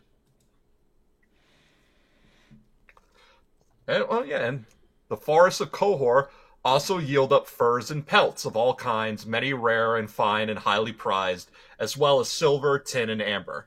The vast forest has never been fully explored, according to the maps and scrolls at the Citadel, and it likely conceals many mysteries and wonders at its heart. Like many northerly forests, it contains elk and deer in great numbers, along with wolves, tree cats, boars of truly monstrous size, spotted bears, and even a species of lemur, a creature known from the Summer Isles and Sithorios, but otherwise rarely seen farther north. These lemurs are said to have silver-white fur and purple eyes, and are sometimes called little Valyrians. And I kind of don't know why they're in the forests of Qohor. If they're from the Summer Isles and Sithorios, like that's kind of a rogue population of lemur. I don't even. That must be some weird story how they got there, but. Yeah, this is like one of those, like, are they native, or is this an invasive species that just, that just thrived? Although I will say the fact that one of the things that they bring up, the fact that the forest is not fully explored, and we've talked many, many times that George uses the idea of the forest as the ends of the earth, as the unknown, the void, and all that. And that makes me think, like, the deeper you go into forest, if we were to ever think of where is there in Essos that possibly weirwoods or possibly shade trees are actually growing, the forests of Qohor to me become one of the big contenders as to where those, if they actually exist and grow freely in Essos, then the forests of Qohor seem like the most likely place. If not, and Mossaby. But that's it's kind of like the Rainwood or the Wolfswood. Like if you go deep in the forest, you'll find some weirwoods growing wild or something, yeah. Yeah. The artisans of Qohor are far famed. Qohoric tapestries, woven primarily by the women and children of the city, are just as fine as those woven in Mir, though less costly. Exquisite, if somewhat disturbing, wood carvings can be bought in Qohor's market, and the city's forges have no peer. And that is why I said I wanted to, in House of the Dragon, I wanted to see the tapestries from Qohor, because they're probably like the woodcuts of Vlad the Impaler out in his Forest of the Impaled. Qohoric swords, knives, and armor are superior to even the best castle-forged steel of Westeros, and the city smiths have perfected the art of infusing deep color into the metals of their work, producing armor and weaponry of lasting beauty. Only here in all the world has the art of reworking Valyrian steel been preserved, its secrets jealously guarded. Qohor is also famed as the... Oh, did you want to go on? I was going to cut in for you, but you can keep going. Sure. Qohor is also famed as the gateway to the east, where trading caravans bound for Vaes Dothrak and the fabled lands beyond the Bones are outfitted and provisioned before heading into the gloom of the forest, the desolation that was Sarnor, and the vastness of the Dothraki Sea. So yeah, this is like, after no gas for 100 miles, I guess we could say, is Qohor. It's your last pit stop. Conversely, caravans returning from the east come first to Qohor to refresh themselves after the crossing and sell and trade the treasures they have acquired. This trade has helped to make Qohor one of the richest of the free cities and surely the most exotic, though it is said the city was 10 times richer still before the destruction of Sarnor. Yeah, you can see why, too. You can both of those things, why it's the gateway. Like, any traders on the sea, like... You're going to come to Vaes Dothrak, and then you're following the trade routes all the way across there. So you're definitely going to need permissions from the Khals. You're going to have to trade with the different Khalasars as you come across them, okay? And we know the Dothraki do like to trade, so that's the safe way to cross the Grass Sea, is with lots of trade goods, okay? And so, yeah, you make your way all the way across, and it's Qohor. Like, you're not going to go through these swamps. You're not taking the Demon Road. So, yeah, you would get a lot of trade. And when Sarnor, the Kingdom of Sarnor was pumping, then yeah, it's Qohor is the bridge between all this stuff and Sarnor. Yeah, but while the Dothraki can provide protection and all that, they don't build cities, so they're not providing inns. Once you leave Qohor, until you get to Slaver's Bay or Karth or wherever it is you're headed, you're roughing it. You're camping out underneath the stars. There's no one providing services or amenities out there. The best you can have is maybe the Dothraki will leave us alone. Maybe they'll provide some kind of protection as bodyguards or something. If and we could give them gifts as they would see it for their services. But that's about it. So let's see here. Gateway to the east. Where'd you leave off? So next is Maester Pole's treatise on Qohoric. Okay. Yeah. Qohoric metalworking, written during several years of residence in the Free City, reveals just how jealously the secrets are guarded. He was thrice publicly whipped and cast out from the city for making too many inquiries. The final time, his hand was also removed, following the allegation that he stole a Valyrian steel blade. According to Paul, the true reason for his final exile was his discovery of blood sacrifices, including the killings of slaves as young as infants, which the Qohoric smiths used in their efforts to produce a steel equal to that of the freehold. So this right here is a major clue that blood sacrifice is needed for Valyrian steel. The people who came the closest to making Valyrian steel, who figured out how to rework it, this is what they think you have to do. So that might not be just because they're Satanists and their sort of solution to everything is blood sacrifice. It is probably the case that the original Valyrian steel is made through human sacrifice. And I've pointed out that it may just be, they may be working off of the Azor Ahai legend, where you create a magical blade by sacrificing a human being to temper the sword in their heart's blood. So it's kind of giving you the template. A Qohoric, though, would disagree with you. Like, what do you mean? Everything can be achieved through blood sacrifice. And if slaves aren't good enough, then we'll sacrifice our noble. If the bulls and the goats aren't enough, we'll sacrifice the slaves. If that's not good enough, we'll sacrifice our nobles. Blood for the blood god, skulls for the skull throne. Strong. I know that people told me George is into 40K, so he probably is making those kind of references as well. And it's only the fact that this guy was a maester that saved him from just being sacrificed himself. Like, you know, that's a status that's protected somewhat. But otherwise, he probably just would have been killed. So don't go nosing around Qohor trying to figure out how they make the steel. That's not for you to know, son. That's a need-to-know basis, and you do not need to know. You've been asking a lot of questions. Yeah, exactly. Strong stone walls protect Qohor, but the people of the city are not of a martial bent. The Qohoric are merchants, not fighters. Apart from a small city watch, the defense of the city is entrusted to slaves, the eunuch infantry known as the Unsullied, bred and trained in the ancient Giscari city Astapor, upon the shores of Slaver's Bay. During the century of blood that followed the doom of Valyria, Qohor and Norvos made common cause against Old Volantis when the Volantines attempted to bring all the free cities under their heel. Since that time, those two free cities have been often more allies than enemies, though it is known that the bearded priests of Norvos regard the black goat of Qohor as a demon, with an especially vile and treacherous nature. And yeah, you know, hard to argue with. Here's the sacrificial altar of the black goat. So that's pretty cool. I mean, it's terrifying, but whatever. It's cool looking. So, it's the Volantines were not going to be able to hold this empire together. There's no way you could do this without dragons. That's how they did it. Like, that's how you hold together an empire over such long distances. They don't necessarily have to march a giant army. They can just fly 100 dragons or 300 dragons up and take care of things. So, yeah, the Volantines were never going to be able to rule Qohor and Norvos all the way up here. You know what I mean? That's just not. Yeah. It's not feasible. Aegon the Conqueror couldn't take Dorne with dragons. Daeron definitely couldn't take it without.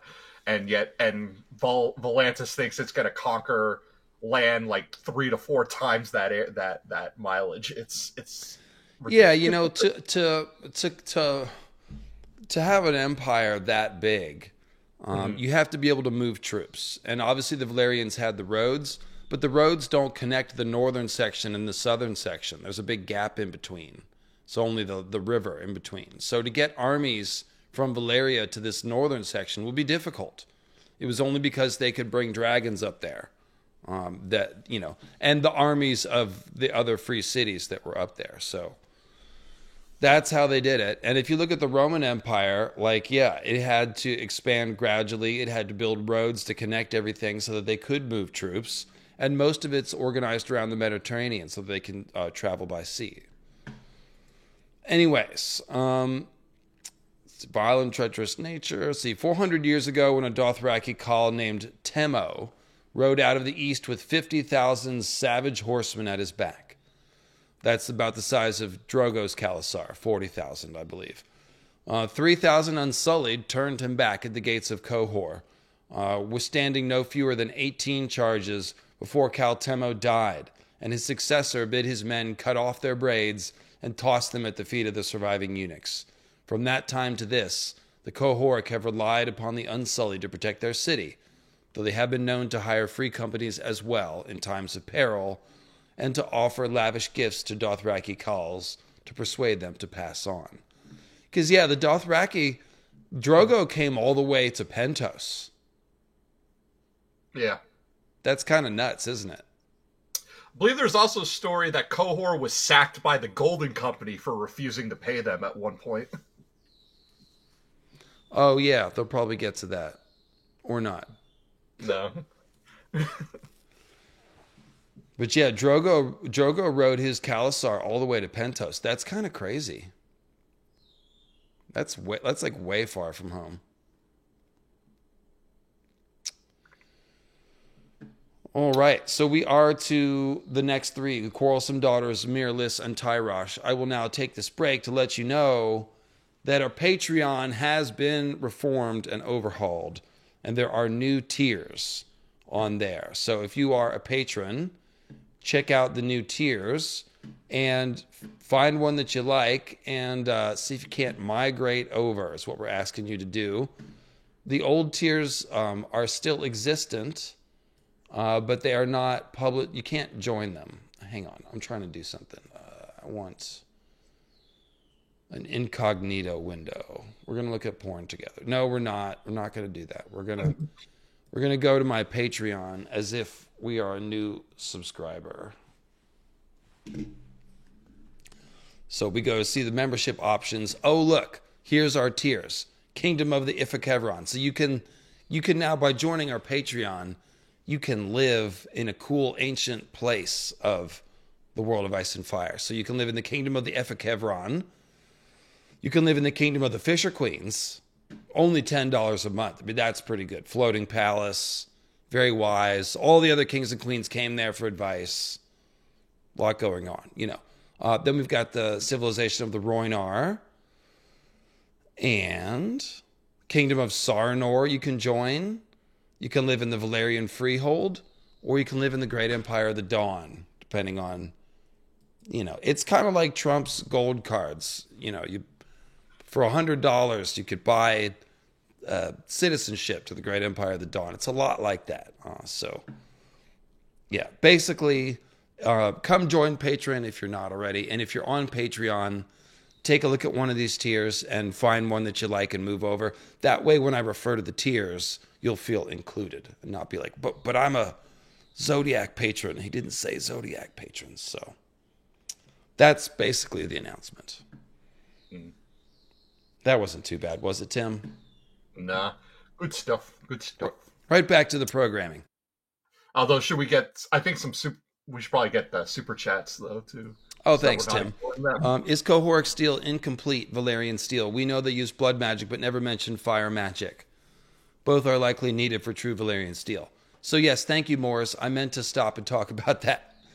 What is the missing ingredient? Why can't the Qohork make Valyrian steel? The most obvious thing is dragonfire. Valyrian steel is forged in dragonfire. There's no dragons. So it's probably not just that the fire is hot, but that there is a magical quality to dragonfire. That's what I would guess. We can go further afield and talk about, does Valyrian steel have oily black stone or moon meteors in it? Maybe. But the most obvious thing is that there are no dragons. Yeah. I've often thought of like adding carbon, possibly weirwood ash into Valyrian steel as a means of tempering it.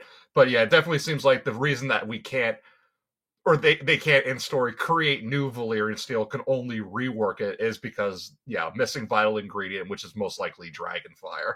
They got everything else, but it's like you can't truly bake a cake without the flour. You're muted. That's the most obvious one to me. I do have the more sort of far-fetched theory that maybe the Valyrians were mining the oily black stone from Gogassos. It's right next to the Isle of Toads, and there are black stone ruins on Gogassos that could be oily black stone as well. So maybe the Valyrians are mining oily black stone, and that is, a secret ingredient in Valyrian steel. The older theory was that it was dragon bone being high in carbon and black. That would make sense, putting dragon bone in Valyrian steel. There is an SSM, a So Spake Martin, an interview that somebody wrote down from way long time ago. This might have been a fan correspondence where Martin supposedly shot that idea down and said it's not dragon bone. But I don't know how reliable that is. So I still think that's a decent idea. Yeah. I don't know if we'll ever learn. Go ahead. The closest we get is there is a scene where Tobo Mott is explaining when he was forging Widow's Wail and Oathkeeper, trying to input the red dye that Tywin Lannister wanted. And he talks about having to fold the steel hundreds of times, that the colors didn't come out the way he wanted. And he basically says, like, Valyrian steel is temperamental. He talks about it as if the steel has a mind of its own, like that it remembers and it drinks the dye. And the best he could do was just this gray, smoky shade with the occasional shades. And he said some of the layers wouldn't take the red dye at all. They just stayed black no matter what I did. And of course, that made me think too, like the idea of the sword having a mind of its own makes me think of Elric of Melniboné and all that sort of stuff, like as if the weapon has memories of its own, although it's not talking the way like Stormbringer would. But yeah, he's softly implying a lot of those ideas. Yeah, like the trees remember, so do if the trees remember, like with the werewoods, and it seems like Valyrian steel, the blade itself remembers. Kaiju Cleo's giving some rare material up here. Come here, Kaiju Cleo. All right.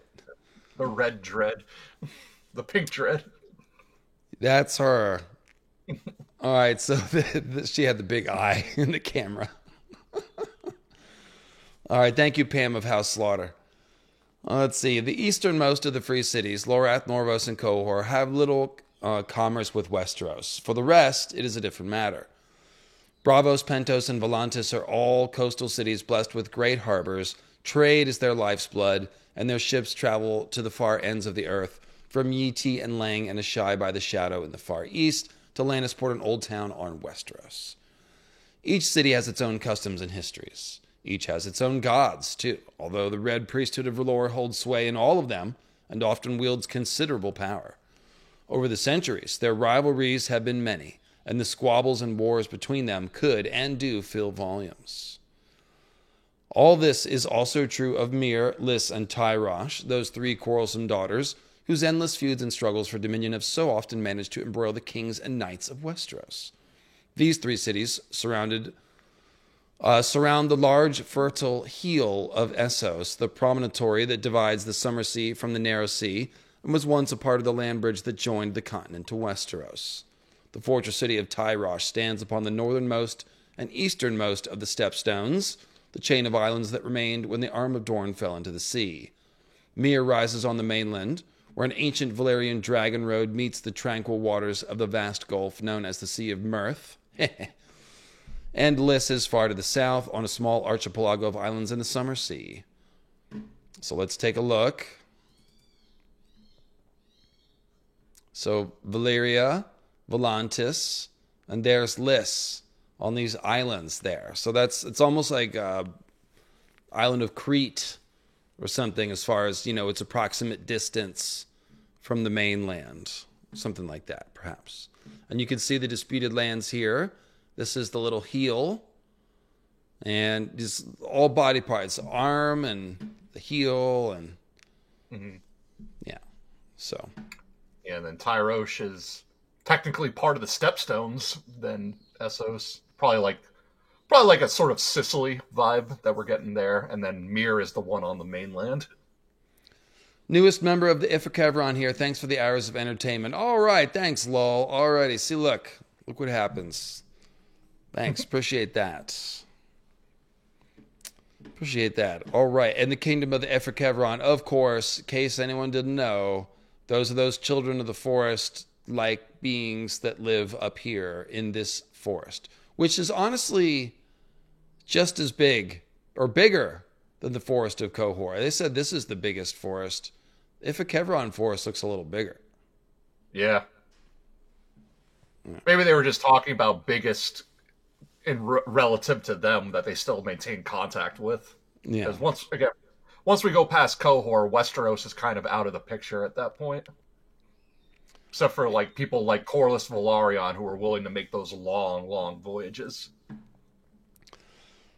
So let's see here. All three cities have claimed part or all of the lands between them, which we know today as the Disputed Lands. Shout out to the YouTube channel of the same name. For all attempts to fix the borders between the domains of Tyrosh, Mir, and Lys have failed, and countless wars have been fought for their possession. Because there's no clear borders. There's nothing dividing this. This is all just land. So yeah, whoever's most powerful can hold sway. Like up here, there's some natural divisions. Like Norvos is tucked between these two ridges.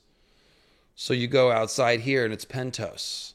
You go over here and it's Qohor. The rivers divide the land. So here it's not like that. And so it is disputed. Let's see here. Go ahead with in history. In history, culture, custom, language, and religion, these three cities have more in common with one another than with any of the other free cities. They are mercantile cities, protected by high walls and hired sellswords, dominated by wealth rather than birth, cities where trade is considered a more honorable profession than arms.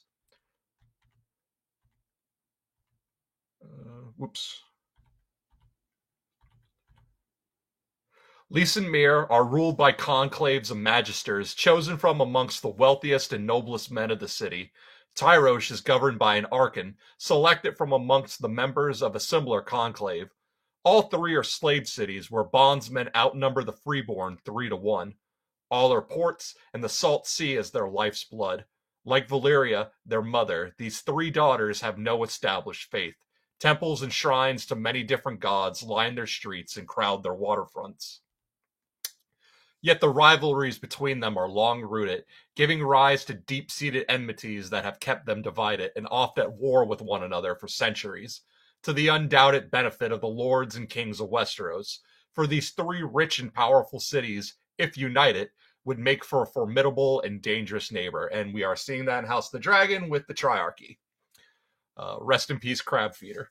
Lys, the most beautiful of the free cities, enjoys what is perhaps the most salubrious climate in all the known world. Bathed by cool breezes, warmed by the sun on a fertile island where palms and fruit trees grow in profusion, surrounded by blue-green waters teeming with fish, Lys the Lovely was founded as a retreat by the dragon lords of Old Valyria, a paradise where they might refresh themselves with fine wines and sweet maids and soothing musics before returning to the fires of the freehold. To this day, Lys remains a feast for the senses, a balm for the soul. Its pillow houses are famed through all the world, and sunsets here are said to be more beautiful than anywhere else on earth.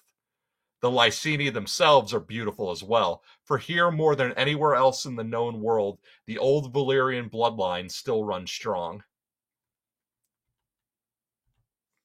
All right, so the truth of the combined strength of Mirlis and Tyrosh was proved when these three cities did in fact unite, albeit briefly, in the aftermath of their victory over Volantis at the Battle of the Borderland. Pledging eternal friendship with one another, they came together in 96 AC as the Triarchy, though in Westeros their union was best known as the Kingdom of the Three Daughters. The Triarchy began with the state, although on House of the Dragon they only talk about the Triarchy, they never talk about... Anyway, the Triarchy began, it is easier to say, I'll give them that. It began with the stated aim of cleansing the stepstones of pirates and corsairs. This was welcomed in the Seven Kingdoms and elsewhere at first, for the pirates greatly stifled trade. The Three Daughters won a swift victory over the pirates, only to begin to demand increasingly exorbitant tolls of passing ships after gaining control of the islands and the channels between.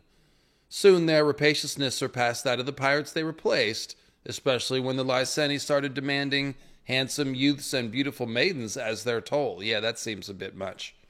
Mm-hmm. For a time, the Triarchy found itself overmatched by the power of Corlys Velaryon and Daemon Targaryen and lost much of the Stepstones. But the men of Westeros were soon distracted by their own quarrels, and the Three Daughters reasserted their power, only to be brought down by internal conflicts following the murder of a Lyceni admiral by a rival for the affections of the famous courtesan called the Black Swan. The niece of Lord Swan, she in time came to rule Lys in all but name. The rival alliance of Braavos, Pentos, and Lorath helped bring about the end of the kingdom of the Three Daughters. Interesting. So the free cities kind of all keep each other in check a little bit, seems like. But it's like showing they always go back to squabbling. Eternal friendship lasted for 30 years, give or take, before going back, and it fell because of petty reasons, internal conflicts over it's basically trade. It's the same reason why a bunch of armies have shown up in Slaver's Bay to give Dany a hard time. It's because she messed up the trade by shutting down the slave markets. And so same thing here. All these they just told us that the traders of Pentos and Braavos sail all over the world. They sail to Yee and stuff. So if they can't get through here reasonably consistently safe, like, yeah, you got to pay a tax, but the pirates don't kill anyone as long as you give them their tithe, that's fine. But if it gets inconsistent and dangerous, then guess what? The rich people are going to hire armies or send navies down, and they're going to settle this shit so that we can resume the trade. So that's just cold economic reality kind of right there. That's why they're not allowed to really unite or become too powerful. So. Yeah, because again, it's like, okay, you got out the pirates, and we're happy to pay this tax because we got safe waters. But then, as time goes on, they get greedier and greedier, and it becomes a point where it's like, man, remember how cool it was when the pirates were in charge? Things were never this bad. And it's like, you got to be like really greedy, underhanded, just the worst of the worst to have people fondly remember when the pirates were the ones that they were dealing with. At least the pirates dressed colorfully, you know. Yeah. At least the pirates were consistent. So, all right, go ahead with Tyrosh. Tyrosh, an altogether harder city, began as a military outpost, as its inner walls of fused black dragonstone testify.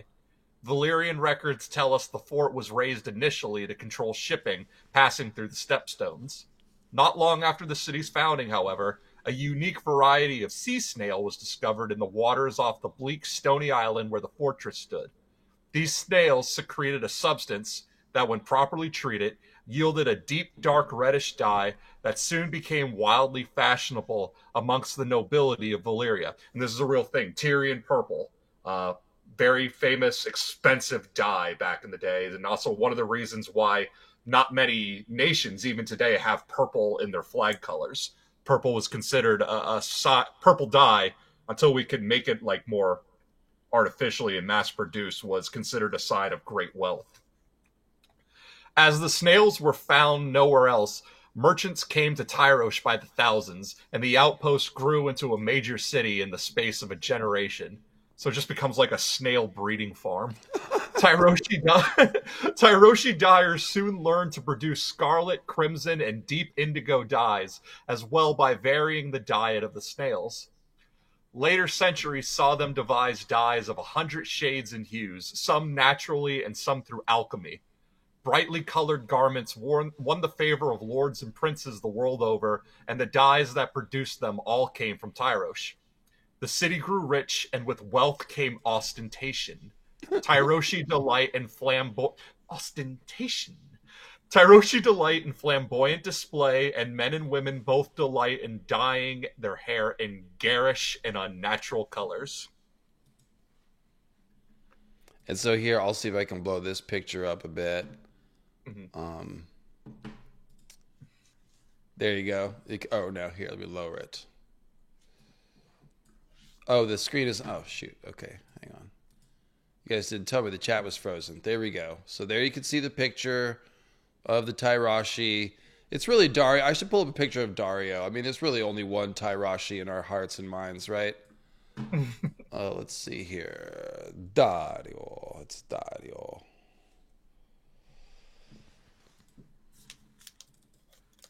There he is. There's our buddy. This one's by Borja Pindado. So there's Dario with his triple beard. And, that's somehow the only... No, I must have more Dario art than that. All right, well, I don't want to slow down the stream. I know I do have more Dario art, but that's him. You know him. We love him. Bluebeard. So this is cool. George, again, riffing on Mediterranean real-world history and, using this as a way to give a different city like a backstory. It's kind of like the gold rush out here in San Francisco. They found gold, and then people came here, and all of a sudden it was a boom town. So kind of boom town vibes here. And you can see, obviously, why Valeria would put an armed trading outpost here. So this is another thing that the Phoenicians did, and I pointed this out many times, but the Phoenicians like to build fortress cities right on the shore or even just offshore, if they could, and because their power was at sea. And so the Valerians did the same thing at Tyrosh and then at Dragonstone up north. These are fortified fortress cities built to safeguard trade. So, yeah.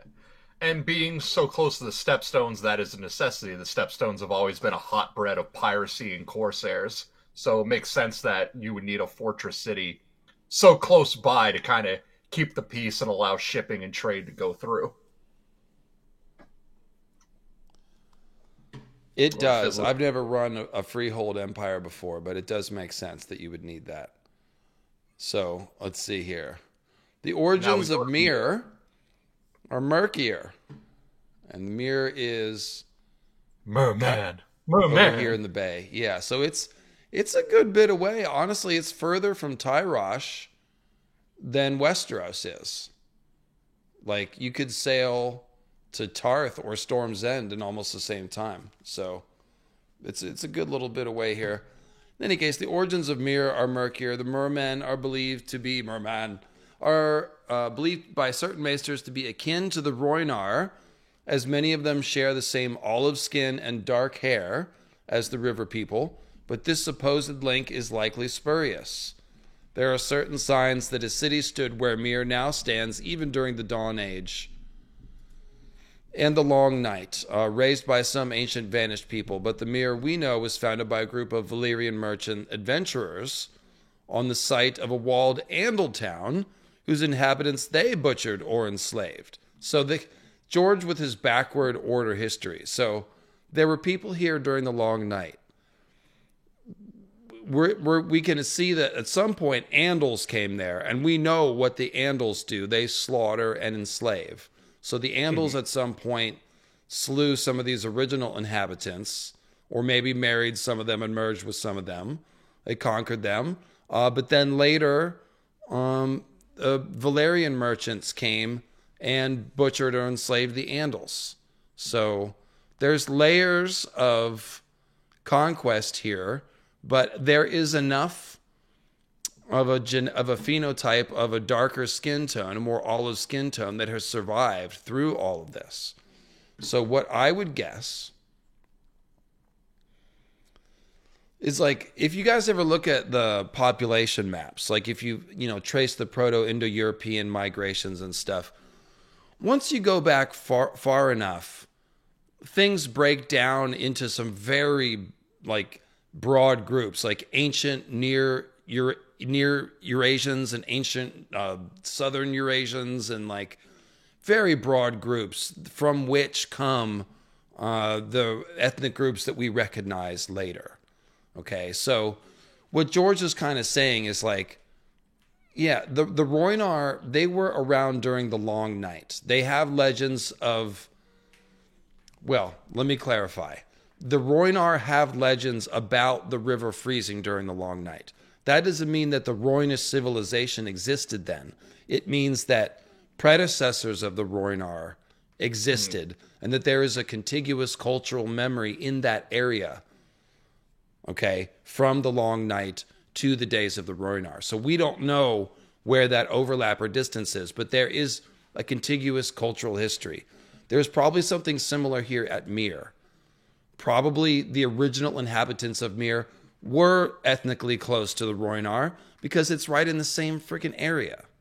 You know what I mean? So this is probably a common ancestor, but then there's been waves of Andals and other people. Go ahead, Tim. And settling along rivers like the Rhoyne and coastline like where Mir is just, that's just always what people do. People always will settle by rivers and coastline. So it makes sense that even before the establishment of the Rhoynar as a culture, that there would always be people living in that area along the river, and same for Mir. And they just told us the Rhoynar didn't really like it up here north. They liked it where it was warmer. So there's river here, there's rivers here. It's very close. So yeah, it's likely that there was some connection there. But this is really, really far back, right? Yeah. Well, the connection, since we're talking about city-states and Italians, the Mirmen and Rhoynish connection is probably much like the connection of Spain and Italy when Spain was given control over parts of Italy, and that's actually where, like, tomatoes and we think of like pasta and marinara as like an Italian thing, but really tomatoes were introduced through Spain, by way of Spain, and the hold that Spain had over them. And I kind of envision the same thing going on here. Okay, so check this out.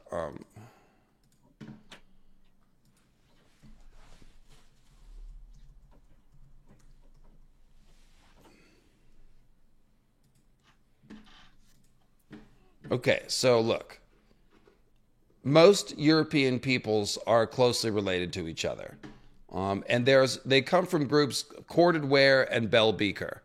These are descendants of the Yamnaya. Okay, so you've got people from the steppes north of the Caspian Sea and the Baltic moving west. And they are merging with the farmers who live there. And they, in some cases, there's conquest. Some cases it is more of a gradual merging, but there's always a certain amount of genetic merging. And from that migration arises these groups, the Bell Beaker and the Corded Ware. These are the ancestors of most Europeans. Around the Mediterranean, people are a little darker, more olive-skinned. That is a remnant of the Anatolian farmers who moved into Europe a few thousand years earlier, starting around 7000 BC. So the older inhabitants of Europe are from Asia Minor, the Anatolian farmers, and that is why Mediterranean people look a little darker than people in the north. So when you go to north, you get to England, Scandinavia. Those are going to be mostly descended from these Corded Ware and Bell Beaker groups. So this is kind of what George is emulating. You know, now we have Rhoynar and Mir, like Germany and France, Spain, Italy. But if you go back far enough, you're going to have similar groups that gave a rise to all these later cultures. Because all that happens is that they're separated by time and distance, and then they start going their separate ways. So that's all. Little history lesson there. That's my shit. But yeah, that's all he's mimicking. So it's when the Maesters say that's spurious, I have no idea why they say that's spurious. It's in the same area. It's almost certain there'd be some commonality. So who's inhabited? Yeah. So trade has been the life of Mir ever since, and Mir ships have plied the waters of the narrow sea for centuries.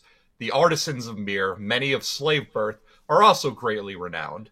Mirish lace and Mirish tapestries are said to be worth their weight in gold and spice, and Mirish lenses have no equal in all the world.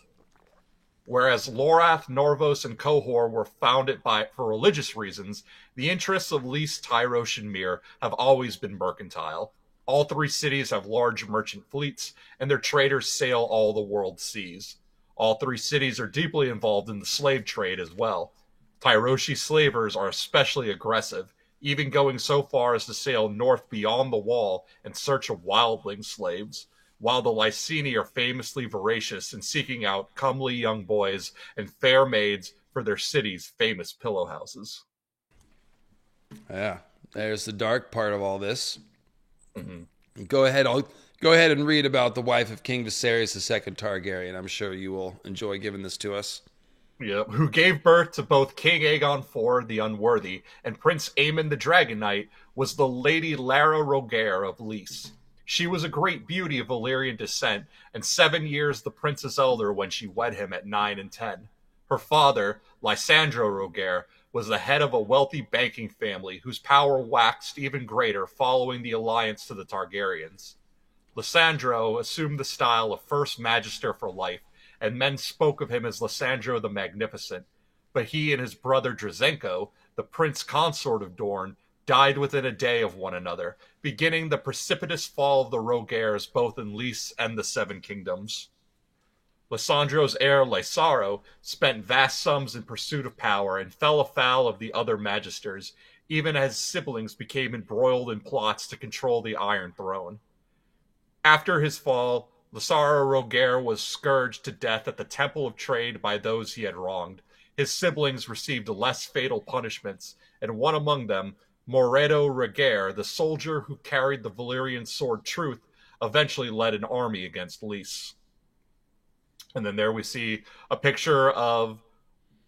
Oh, that just says a Lyseni noblewoman. I thought that was supposed to be Lara Rogaire. This is Lara here from Joshua Kairos. Apparently she had a thing for cats. I forget her whole story. Is that part of it, Tim? I assume it is. There is a cat. Yeah, there's a cat god she worships from Lys. That's sick. Okay, thank you. I'm glad you knew that. Nice work by Joshua. And here is Viserys II and Lara Rogaire by Magali Villeneuve.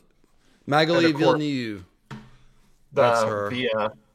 The history of House Rogaire and banking family fall as George playing fast and loose with the House of Medici, who were a Florentine banking family. And then this is Sarene of Lys, who of course is the mother of Sherys Seastar and the last wife of Aegon the Unworthy. Oh, did I just close that? Oh God, why did I do that? Oh yeah, I think the god's name was Pantera. Yeah, it was a panther god. Okay, I will open these. Shoot, I can't believe I just did that. Anyways, okay, keep moving right along. The Lyseni are also great breeders of slaves, mating beauty with beauty in hopes of producing ever more refined and lovely courtesans and bed slaves. So we've got, remnants of that whole Valyrian icky blood treating humans like animals and trying to engineer master race stuff. You guys know what that's about. So yeah, that's a remnant of Valyrian culture, obviously. So the blood of Valyria still runs strong in Lys, where even the small folk oft boast of pale skin, silver gold hair, and their purple lilac and pale blue eyes of the dragon lords of old. The Lysene nobility values purity of blood above all and have produced many famous and infamous beauties. Even the Targaryen kings and princes of old sometimes turn to Lys in search of wives and paramours for their blood and for their beauty. Aptly, Many Lyseni worship a love goddess whose naked wanton figure graces their coinage. The wars, truces, alliances, and betrayals betwixt and between Lys, Mir, and Tyrosh are far too numerous to recount here.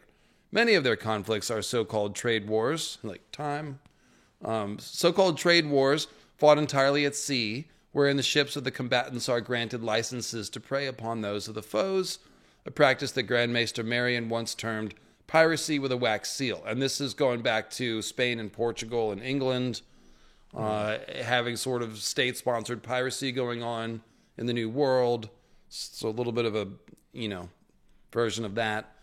During the trade war, only the crews of the warring ships faced death or piracy. The cities themselves were never threatened, and no battles were fought on land. So they're just fighting over booty, essentially. It's always how it is, isn't it, Tim? Fighting over booty. Far bloodier, though less frequent, were the land wars fought over the disputed lands, a formerly rich region that had been so devastated during the Century of Blood and afterward that today it is largely a wasteland of bone and ash and salted fields. Wah, wah. Yet even in these conflicts, Tyrosh, Mir, and Lys seldom risked their lives of their own citizens, preferring instead to hire sellswords to fight for them. So what's the point? Like 3 cities hiring sellswords to fight each other out of the disputed lands. The sellswords should just sit down and have tea and just like cash their checks and go back home. I don't know. Say, well, it was a standoff. The disputed lands has been the birthplace of more of these so-called free companies than any other place in the known world beginning during the Century of Blood. Even today, there are 20 free companies in the region. When not employed by the 3 quarrelsome daughters, the sellswords oft seek to carve out conquests of their own. Some have also been known to seek employment for their blades in the 7 kingdoms, both before the conquest and after. Yeah. So I think, again, these are 3 daughters, so if we think of a sibling rivalry, they all want the disputed lands, but not enough to send their own people to get it. We're not sure exactly what it is in the disputed lands that's worth all the trouble. So maybe it's just they just want it just so that the others can't have it, which again, it's a very sibling thing to do. They seem to be fighting like low stakes proxy wars both on land and at sea, kind of. Yeah. So it's just they're economically based. They're using political power as a leverage for trade mostly, it seems like. Among the oldest of the free companies is the Second Sons, founded by 20 younger sons of noble houses who found themselves dispossessed and without prospects. Ever since, it has been a place where landless lords and exiled knights and adventurers could find a home. Many famous names from the 7 kingdoms have served in the Second Sons at one time or another.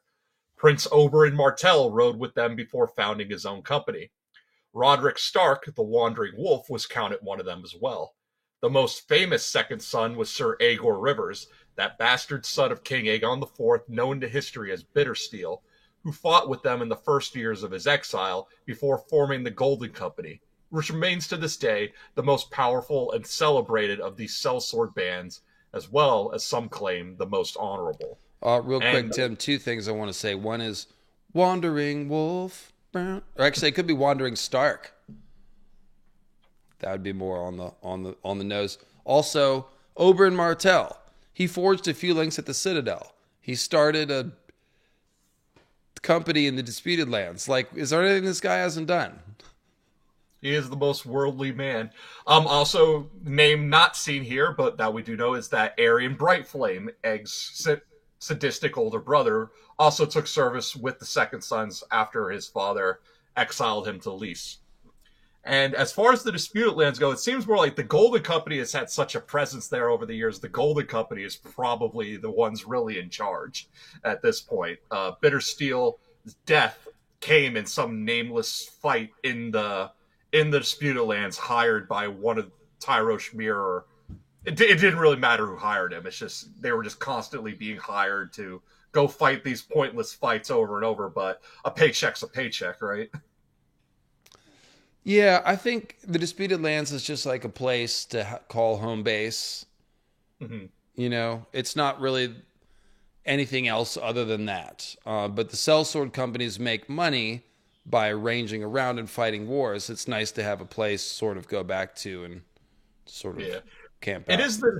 It is the Disputed Lands, though. The last Blackfire Rebellion, which is actually the War of the Nine Petty Kings, they form their fraternal brotherhood in the Disputed Lands at the Tree of Crowns. That's where they swear this solemn oath to always have one another's backs. And so that should be, I'm sure that's something that George is sitting on if we ever get more Dunk and Egg stories, or if we get Fire and Blood Part 2. The other cool thing about hanging out in the Disputed Lands is, like, if your purse is fat and you just fought a war, you can go to Mir and Liss and, like, spend all that money pretty well. Yeah, exactly. So go to, well, Liss is a resort town. That's what it's there for. Mm-hmm. So other companies of note include the Bright Banners, the Stormcrows, the Long Lances, and the Company of the Cat. And Stormcrows is where that was where Dario's, right? He's a Stormcrow. Correct. Yeah. Yeah.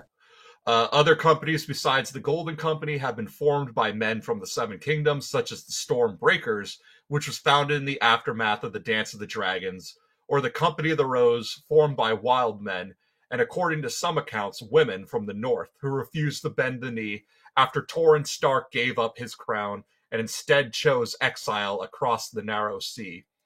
And again, left out of here, but one that I'm not going to let go, Tim Snow, after a Stark bastard, after the Dance of the Dragons, he will go over to Essos and find the Winter Wolves in the Disputed Lands. It's like the only named character I know of named Tim Snow. There's got to be more. Molly asking, will there be more chapter reread streams in the future? Yes, Molly. There will be, as a matter of fact. One of the reasons you want to join Patreon is that we are going to be doing some changes to the formatting of stuff. So, for example, Sunday streams will be a lot of chapter reads and maybe some character discussion, and a lot of the presentation stuff I will be recording live on private streams with Patreon and Discord members invited, that will be made to be edited and then put out on the produced video feed. Another way to say it is that when I record a produced video, I will invite you guys on the Discord and the YouTube Squishers to come and hang out with me while I record. And I will do a little Q&A, and it'll be chill. It's not live on the air, so like I can stop and do the things that I do off camera, on camera. I can, go get a drink, and basically I'll be recording my scripted videos, but you guys can hang out. And if you have a little comment or something, you have a chance to input. If Morris Crow Foods like, hey, Dave, Gerald Garcia, hey, Dave, this is a reference to something here. And I can be like, oh, yeah, then I work it right into the video. So I think it'll be a fun way to record. And then, so we'll be doing definitely some chapter reads here on the Sunday streams, which I will obviously keep doing. So I will be basically bringing a little more extra content to the people who are giving me money. So that'll be fun. Yeah, the chapter deep dives really are the best, Molly. I agree with that. And,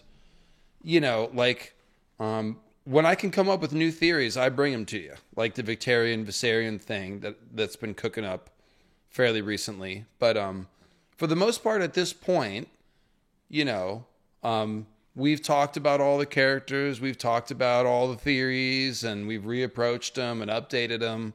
And doing the chapter reads, I feel like, is the best way to go deeper and like get more out of the story.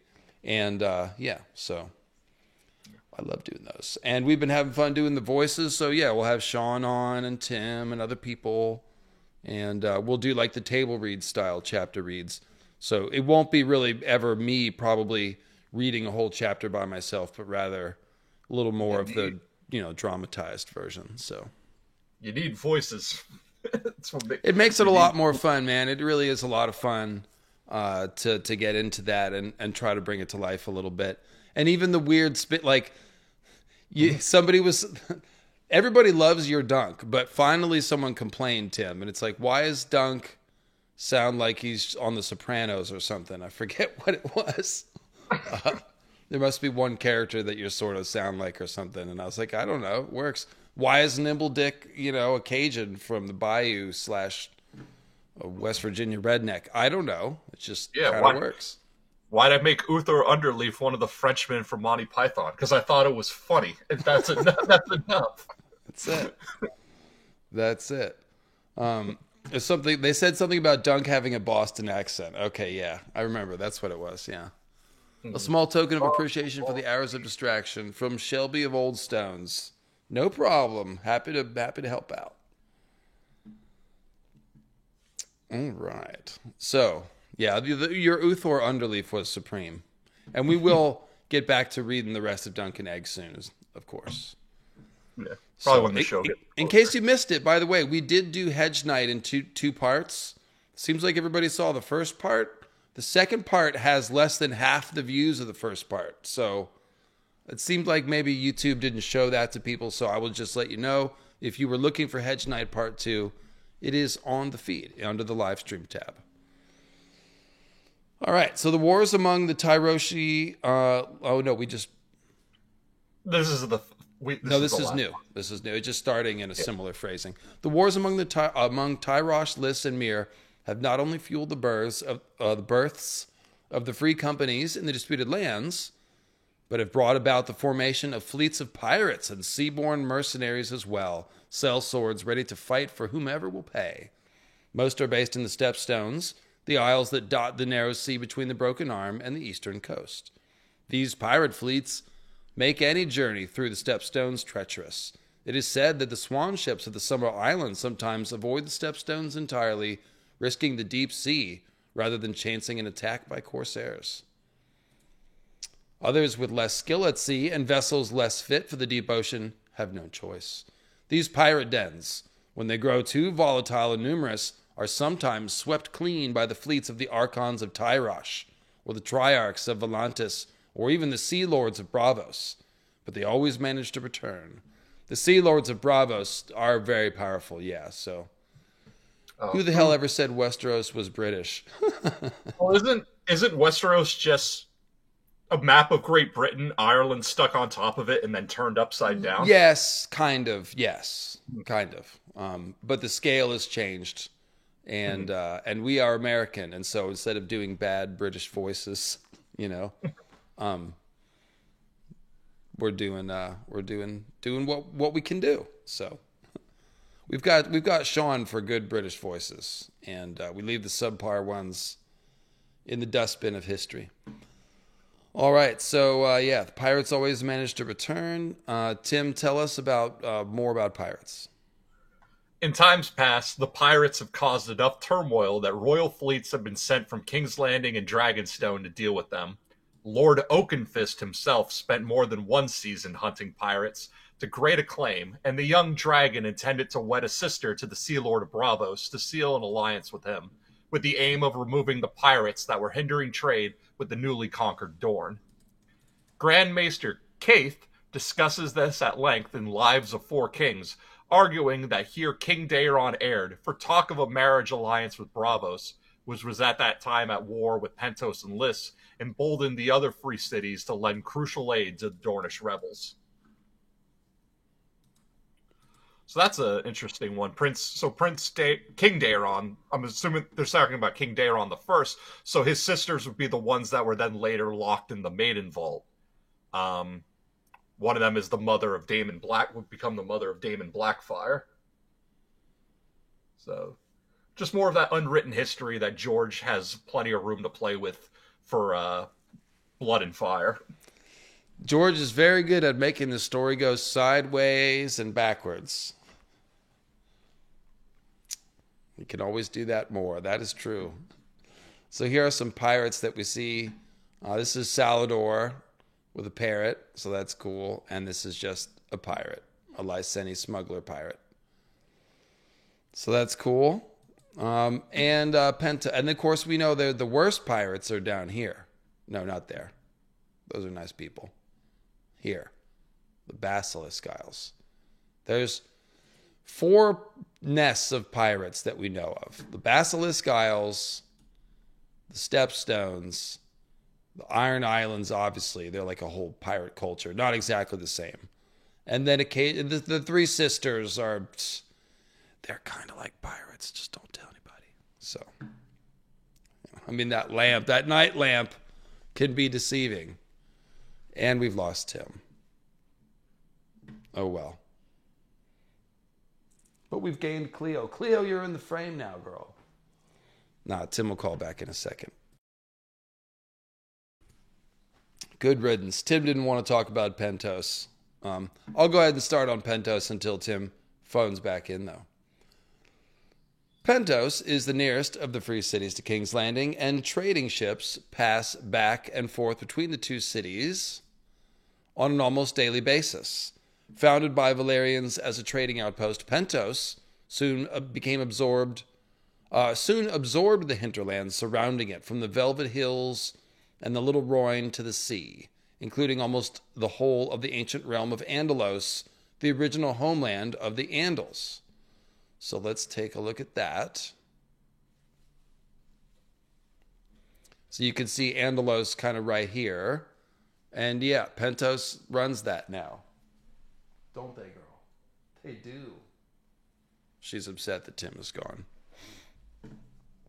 She's like, now I'm exposed on live television. Girl, come here. Don't do aggressive preening. Come here.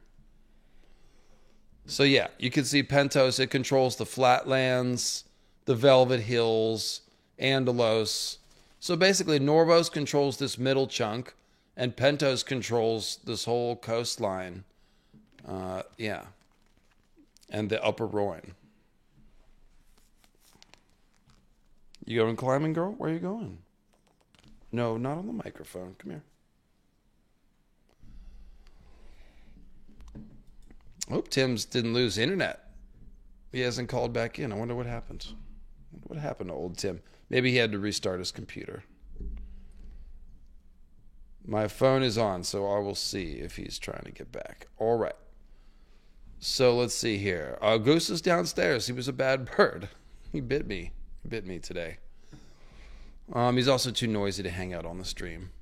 So you can see what they were saying. And we pointed this out earlier, that Pentos is on a parallel with King's Landing. So they're saying ships go back and forth literally every day from Pentos to King's Landing. So it's a very short sail.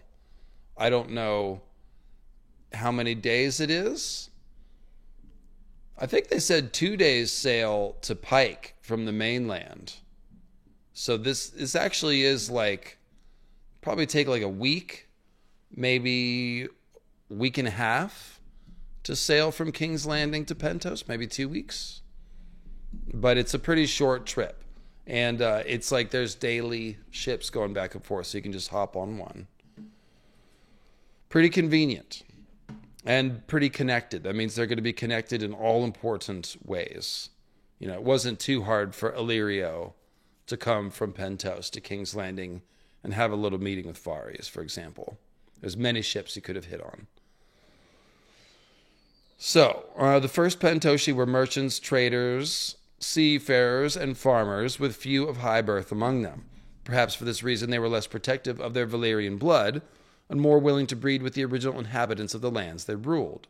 As a consequence, there is considerable Andal blood among the men of Pentos, making them perhaps our closest cousins. Despite this... Cleo, come here. She's eating my weed. Despite this, the Pentoshi hold to customs very different from those of the Seven Kingdoms. Pentos counts itself a daughter of Valyria, and the old blood can indeed be found there. In elder days, the city... There's Tim. Hey there, buddy. Sorry. I had to go. Lost internet there. I had to go restart the modem. Oh, restart. That takes even longer than restarting the computer. So we're in Pentos now. And talking about how they have some Andal blood. They were less uptight about the whole blood purity thing. And so as they absorbed the lands of Andalos, they intermarried with the Andals who were there still. And it says Valerian blood can indeed still be found there. In elder days, the city was ruled by a prince of high and noble birth, chosen from amongst the adult males of the so-called 40 families. Once chosen, the prince of Pentos ruled for life. When one prince died, another would be chosen, almost always from a different family. Over the centuries, however, the power of prince steadily eroded, whilst that of the city magisters who chose him grew. Today, it is the council of the magisters that rule Pentos for all practical purposes. The prince's power is largely nominal, his duties almost entirely ceremonial. I'm sorry about the bird. I'm just going to keep reading. In the main, he presides over feasts and balls, carried from place to place in a rich palanquin with a handsome guard. Each new year, the prince must deflower 2 maidens, the maiden of the sea and the maid of the fields. And this ancient ritual, perhaps arising from the mysterious origins of pre-Valerian Pentos, is meant to ensure the continued prosperity of Pentos on land and at sea. So, Tim, it occurs to me that we might have Squisher sign here. The maid of the sea and the maid of the fields. We got to prosper on sea and at land. This sounds a lot like the Grey King and his mermaid wife having children that could be on land and sea. What do you think? Yeah, definitely a sort of a rock wife, salt wife kind of feel to it. And then they're also talking about the right now the Prince of Pentos. It used to be able to serve for life, but now the Prince of Pentos, they come and go, and every time that something bad happens, they'll get killed for it. It's actually why our tattered prince left Pentos behind, and it seems more like if we're seeing rule by the council magisters, that it's more likely that someone like Illyrio Mopatis in our main story, Big Papa Mopatis, is probably the one really pulling the strings in that whole city. Yeah. Okay. So can you pick up? Yet if there is a famine. Yet if there's a famine or if a war is... Yeah, this is just what I just said. The prince becomes not a ruler, but a sacrifice. His throat is slit so that the gods might be appeased. And then a new prince is chosen who might bring more fortune to the city. And Tatter says, like, they hadn't even finished cleaning the blood off of the cobblestones when they raised him to be the next Prince of Pentos. Given the risks attendant to the office, not all the nobles of Pentos are eager to be chosen to wear the city's crown. Indeed, some have been known to refuse this ancient but perilous honor. Oh, here he is! The most recent and famous of these is notorious sellsword captain called the Tattered Prince. You can tell it's been a while since I've read this because I keep saying things that are just about to be talked about. As a youth, he was elected by the magisters of Pentos after a long drought and the execution of the previous prince in the year 262 AC. Rather than accept the honor, he fled the city, never to return. He sold his sword, taking part in battles in the disputed lands, then founded one of the newer free companies of the East, the Windblown. Indeed. And he is still causing trouble to this day. In the story, old Tatters aligned with Quentin to free the dragons, so that turned out well.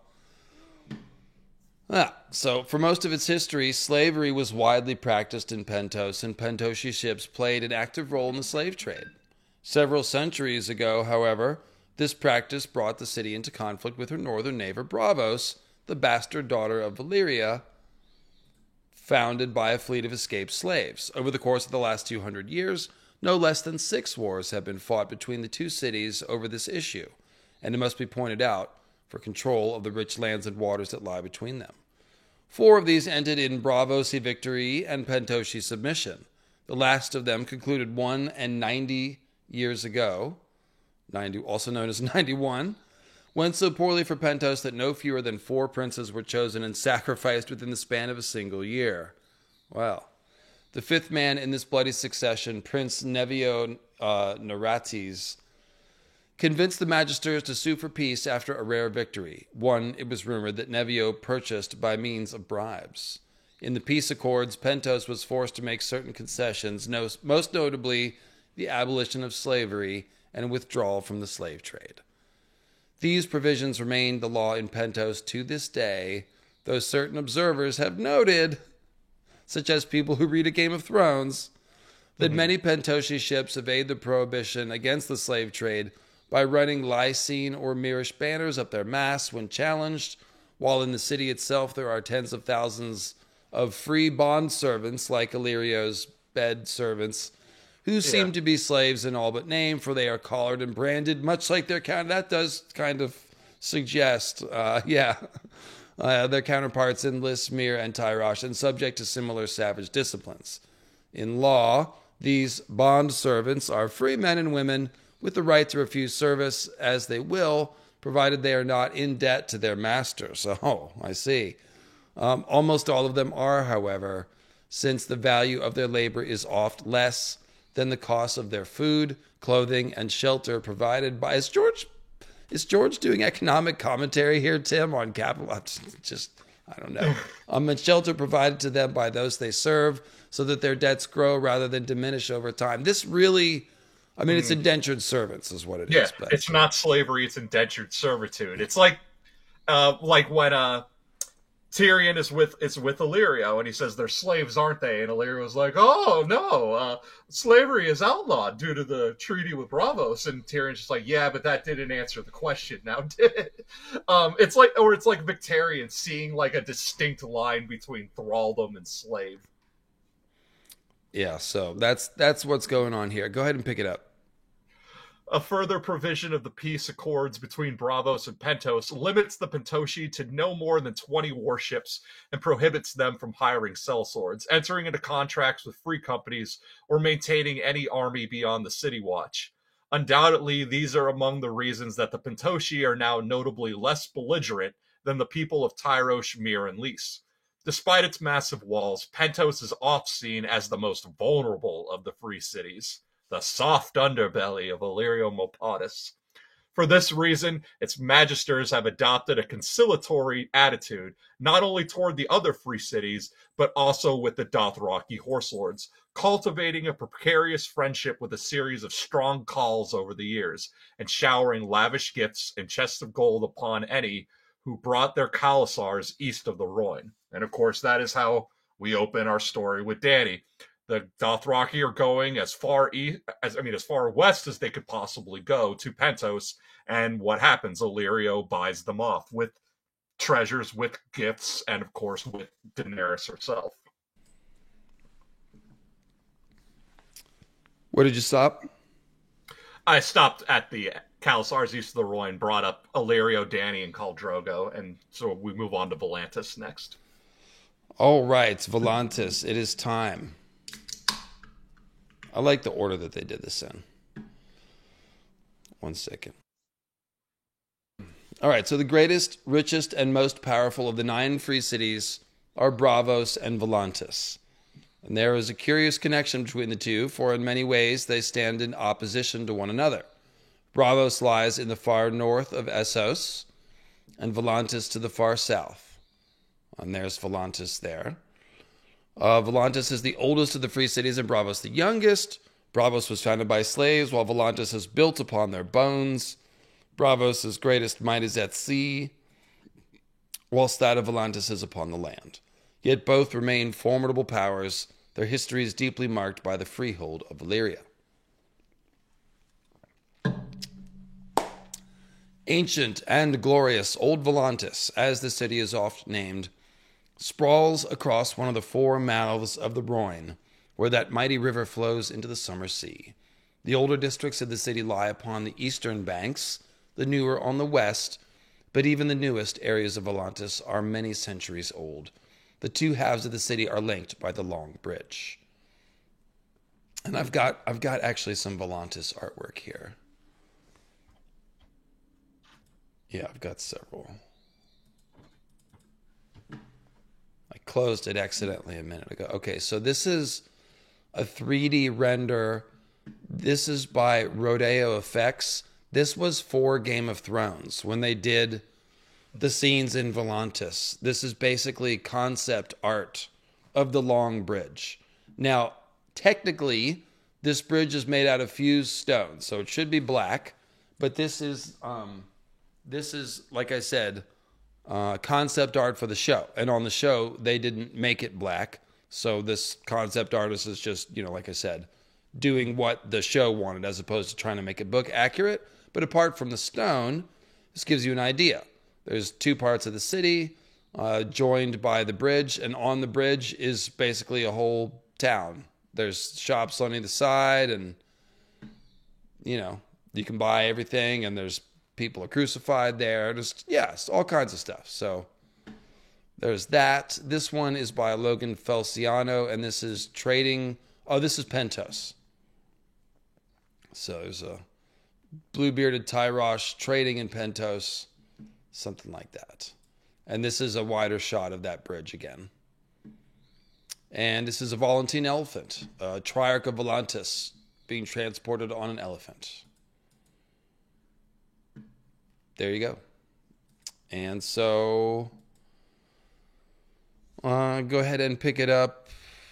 The Heart of Old Volantis is the city within the city, an immense labyrinth of ancient palaces, courtyards, towers, temples, cloisters, bridges, and cellars, all contained within the great oval of the black walls raised by the freehold of Valyria in the first flush of its youthful expansion. 200 feet tall and so thick that 6 four-horse chariots can race along their battlements side by side, as they do each year to celebrate the founding of the city, these seamless walls of fused black dragonstone, harder than steel or diamond, stand in mute testimony to Volantis' origins as a military outpost. That's ridiculous, Tim. 6 four-horse chariots? Mm-hmm. That's like the width of a car, similar. So it's like a 6-lane highway around the top of the wall. And they have chariot races on them. That's a thick-ass wall, dude. That's a lot of fused stone, bro. Must have had a lot of road crew dragons working on that. George needs to explain this. He really does. Like, we need more about the road crew dragons, the wall building dragons. How is fused stone made? That's a lot of point and click with the dragonfire, So it just seems like they must have been very efficient for them to do it because they made everything out of it. I demand information. Anyway. Only those who can trace their ancestry back to Old Valyria are allowed to dwell within the black walls. No slave, freedman, or foreigner is permitted to set foot within without the express invitation of a scion of the old blood. For the first century of its existence, Volantis was little more than a military outpost established to protect the borders of the Valyrian Empire, with no inhabitants save the soldiers of its garrison. From time to time, dragon lords descended to take refreshment or meet with envoys from the Rhoynar cities upriver. Over time, however, taverns and brothels and stables began to sprout up outside the black walls, and merchant ships began to call as well. Many of the old blood of Volantis still keep their old gods of Valyria, but their faith is found primarily within the black walls. Without, the red god R'hllor is favored by many, especially among the slaves and freedmen of the city. The temple of the Lord of Light at Volantis is said to be the greatest in all the world. In Remnants of the Dragon Lords, Archmaester Grayman claims that it is fully 3 times larger than the Great Sept of Baelor. All who serve within this mighty temple are slaves, bought as children and trained to become priests, temple prostitutes, or warriors. These wear the flames of their fiery god as tattoos upon their faces. Of the warriors, little enough is said, though they are called the Fiery Hand, and they never number more or less than 1,000 members. Okay, and so this is something that we see in Tyrion's chapter when they go to Volantis. Benero's preaching. They're getting all this information. What is that? My fiery hand. It's the god hand from Berserk, but yeah. Well, yeah. So there's 1,000 of them, and with the main thing here is this the whole setup for the potential visit by Dany. Where like all the slave lords live inside the fused stone, which would really just going to contain the dragon fire like a boiling pot. And all the slaves and servants follow R'hllor, and seem to be connected to the Widow of the Waterfront. So seems like it's going to be set up to basically have all the slaves walk out on their masters on the inner city in time for Danny to burn them all or something along those lines. We'll see how it goes. Yeah. But Volantis that's is the a setup. tinderbox. Volantis is a tinderbox right now, and then who is it? The Widow of the Waterfront chapter Widow is of a the Water- sick chapter. That one's all in Volantis, basically. Yeah, and she even basically tells her, like, tell her we're waiting. Like, we already know a slave revolt is brewing. They're just waiting for someone, give the signal, put the bat symbol in the sky. We need our dragon light out there. Yeah, so it's well set up. And yeah, she's like, hurry up, we're ready to do this. So blessed with a magnificent natural harbor and an ideal location at the mouth of the Rhône, Volantis began to grow rapidly. Homes and shops and inns spread up on the east bank of the river and into the hills beyond the Black Walls, whilst across the Rhône on the west bank, the foreigners, freedmen, sellswords, criminals, and other less savory elements threw up their own shadow city, where fornication, drunkenness, and murder held sway. And eunuchs, pirates, it's, not like the inner city where the slaves are punished by death according to law. That's not murder, you understand. So, in any case, yeah, the Shadow City where you can have lots of fun and all the good things are. Eunuchs, pirates, cut purses, necromancers mingled freely. Sure. In time, the lawless city on the West Bank became such a cesspit of crime and depravity. Okay, fine. It's a cesspit of crime and I give up. That the Triarchs had no choice. What'd you say? I said cesspool. We're going to have a cesspool. They had no choice, the Triarchs did, but to send their slave soldiers across the Rhône to restore some order and some semblance of decency. Strong tides and treacherous shifting currents made the crossings difficult, however. So after some years, the Triarch Valiso the Munificent commanded that a bridge be built across the Rhône. Those same tides and currents and the river's width made the building an epic task, requiring more than 40 years and many millions of honors. Oh, I thought it was made out of fused stone. Maybe not. I guess I was wrong about that. Sorry, guys. Wouldn't take 40 years. Triarch Valiso did not live to see what he had wrought, but once completed, the Long Bridge had no rivals, save for the Bridge of Dream in the Roinar festival city, Croyane. Strong enough to support the weight of 1,000 elephants, or so it is claimed, the Long Bridge of Volantis stands today as the longest bridge in all the known world. Lomas Longstrider named it as one of the 9 wonders made by man in his book of that title. Okay, so I was wrong. I thought it was Valerian steel. It is not. Or Valerian stone, fused stone. It is not. It is made by the Volantines. So that's book accurate as well. Man-made wonders. There you go. But it just sounds like, this sounds like how like a lot of our cities have like their rich, upscale, family-friendly side, but then there's always the seedy underbelly. This is like Volantis just sound like the dark parts of Volantis. It's just like this just sounds like New Orleans at Mardi Gras. Okay. Well, Tim, how's the uptown girl going to find a downtown man without a bridge between them? It's a big river. So yeah, she's living in her white bread world. So, yeah. For much of its early history, Volantis benefited from the trade between Valeria and the Roinar, waxing ever more prosperous and powerful, whilst Sarhoy, the ancient and beautiful Roinar city that had previously dominated that commerce, suffered a corresponding decline. You don't say. And so, there's Sarhoy. It's a ruin. But it used to be here, and Volantis is right here. And then Sarmel and Voluntaries. Yeah, so this is getting complicated here. Pick it up, Tim. Inevitably. Inevitably, this led the two cities into conflict. The long series of wars that followed, the details of which have been recounted elsewhere, culminated with the utter destruction of the cities of the Rhône and the flight of Nymeria and her 10,000 ships. Though the Dragon Lords of Valyria won the victory, It is rightly said that Volantis was the principal beneficiary. Sarhoy remains in ruins to this day, a desolate and haunted place, while Volantis, with its long bridge and black walls and huge harbor, ranks amongst the great cities of the world.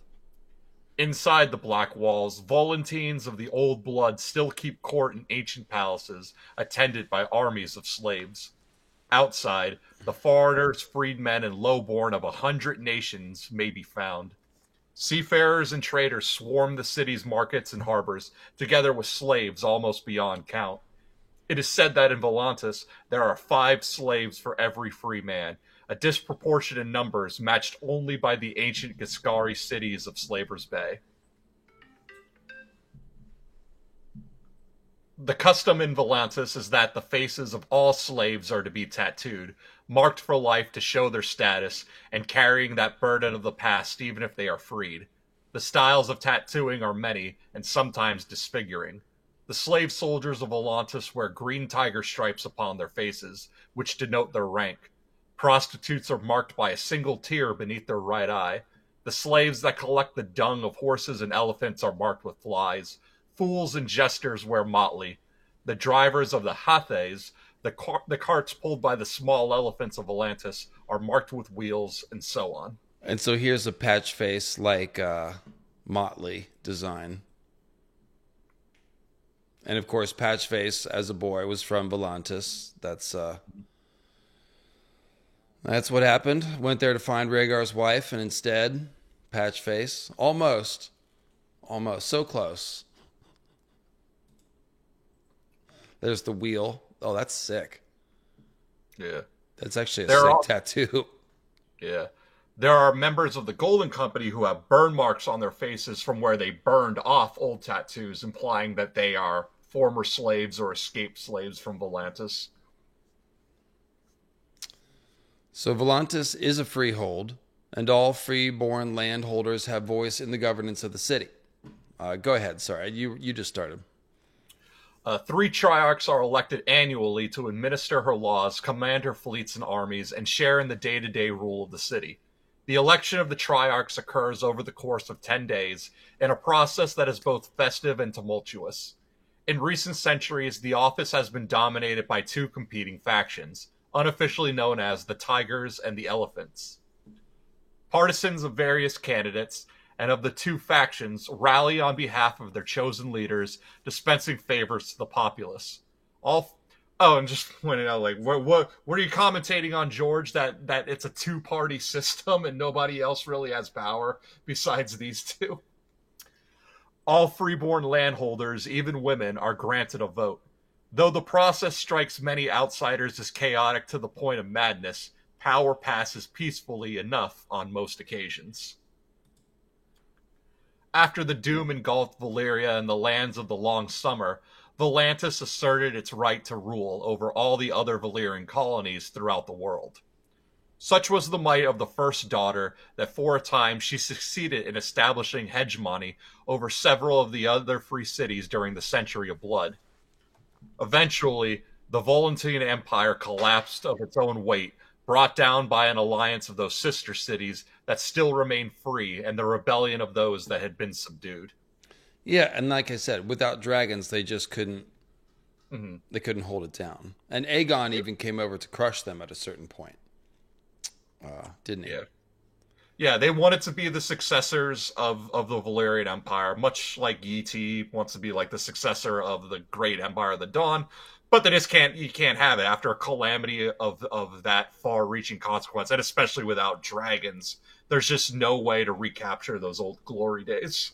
And once again, you are riffing on the thing that the book is about to tell us, that the Volantines considered themselves the successors of Valyria and decided to achieve dominance over the other free cities, and in time, the world.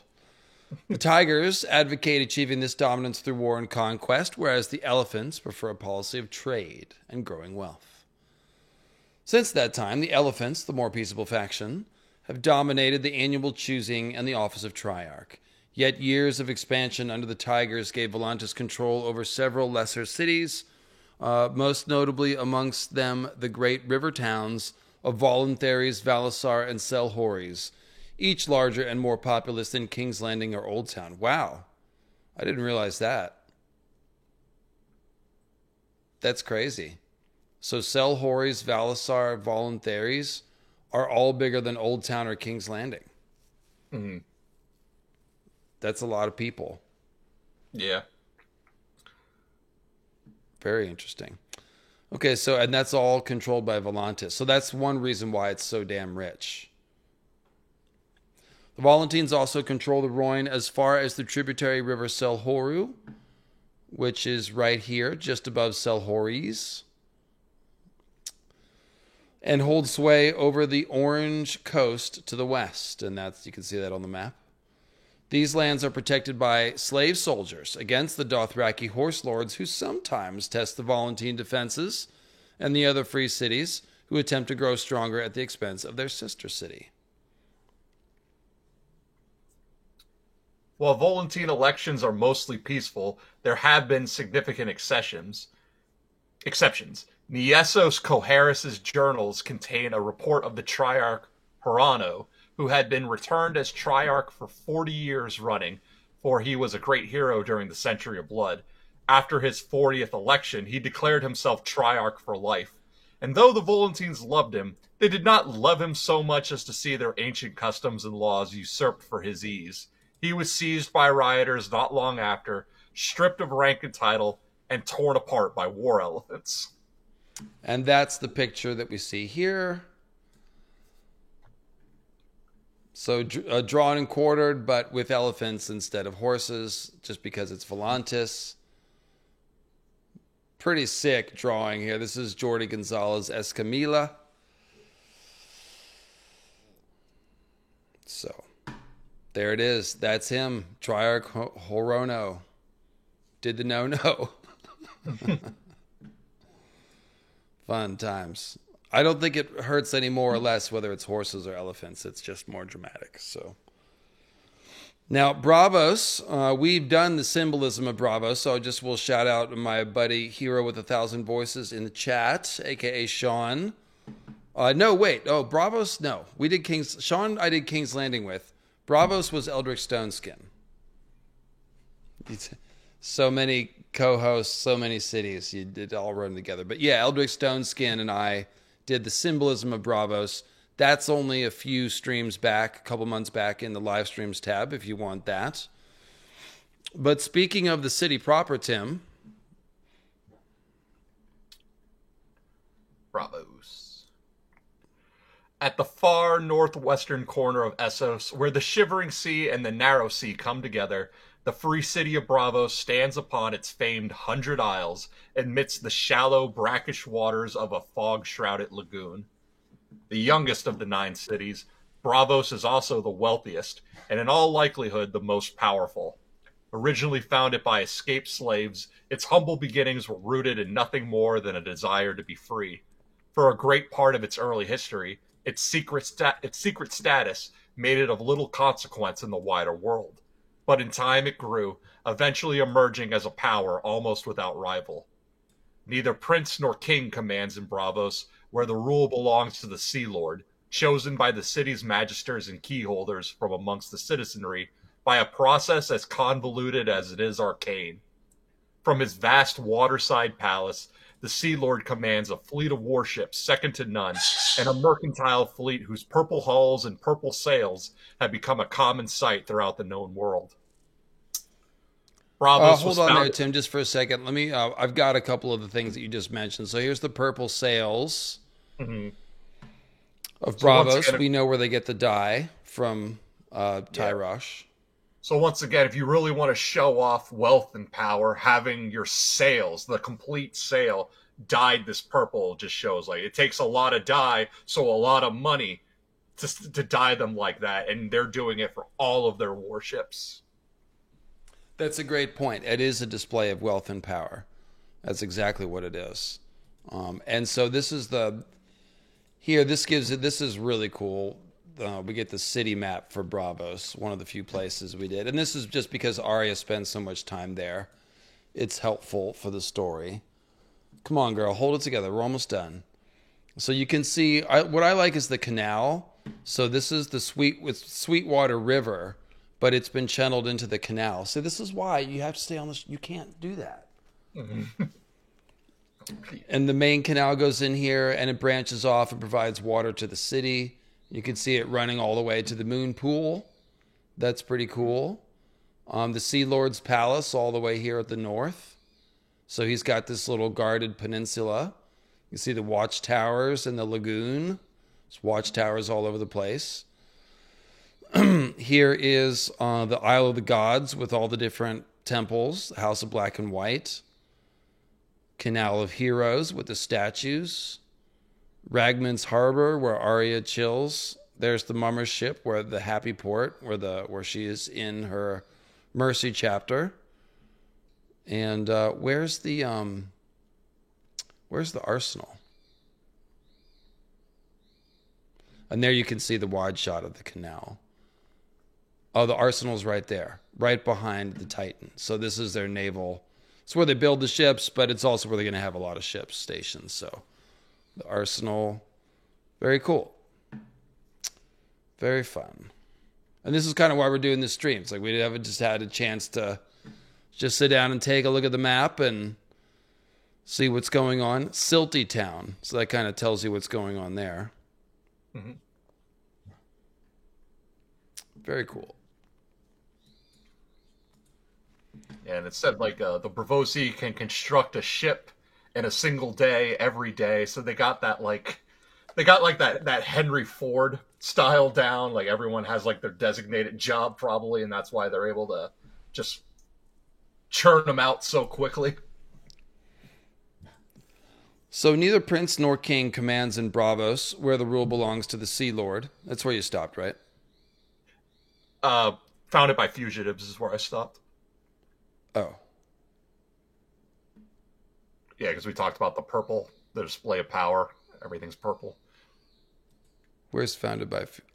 Braavos was founded by fugitives from a large convoy of slave ships on its way from Valyria to a newly established colony in Sothorios, who rose in bloody rebellion, seized control of the ships on which they were being transported, and fled to the far ends of the earth to escape their erstwhile masters. Good call. You didn't want to go to Gagasos.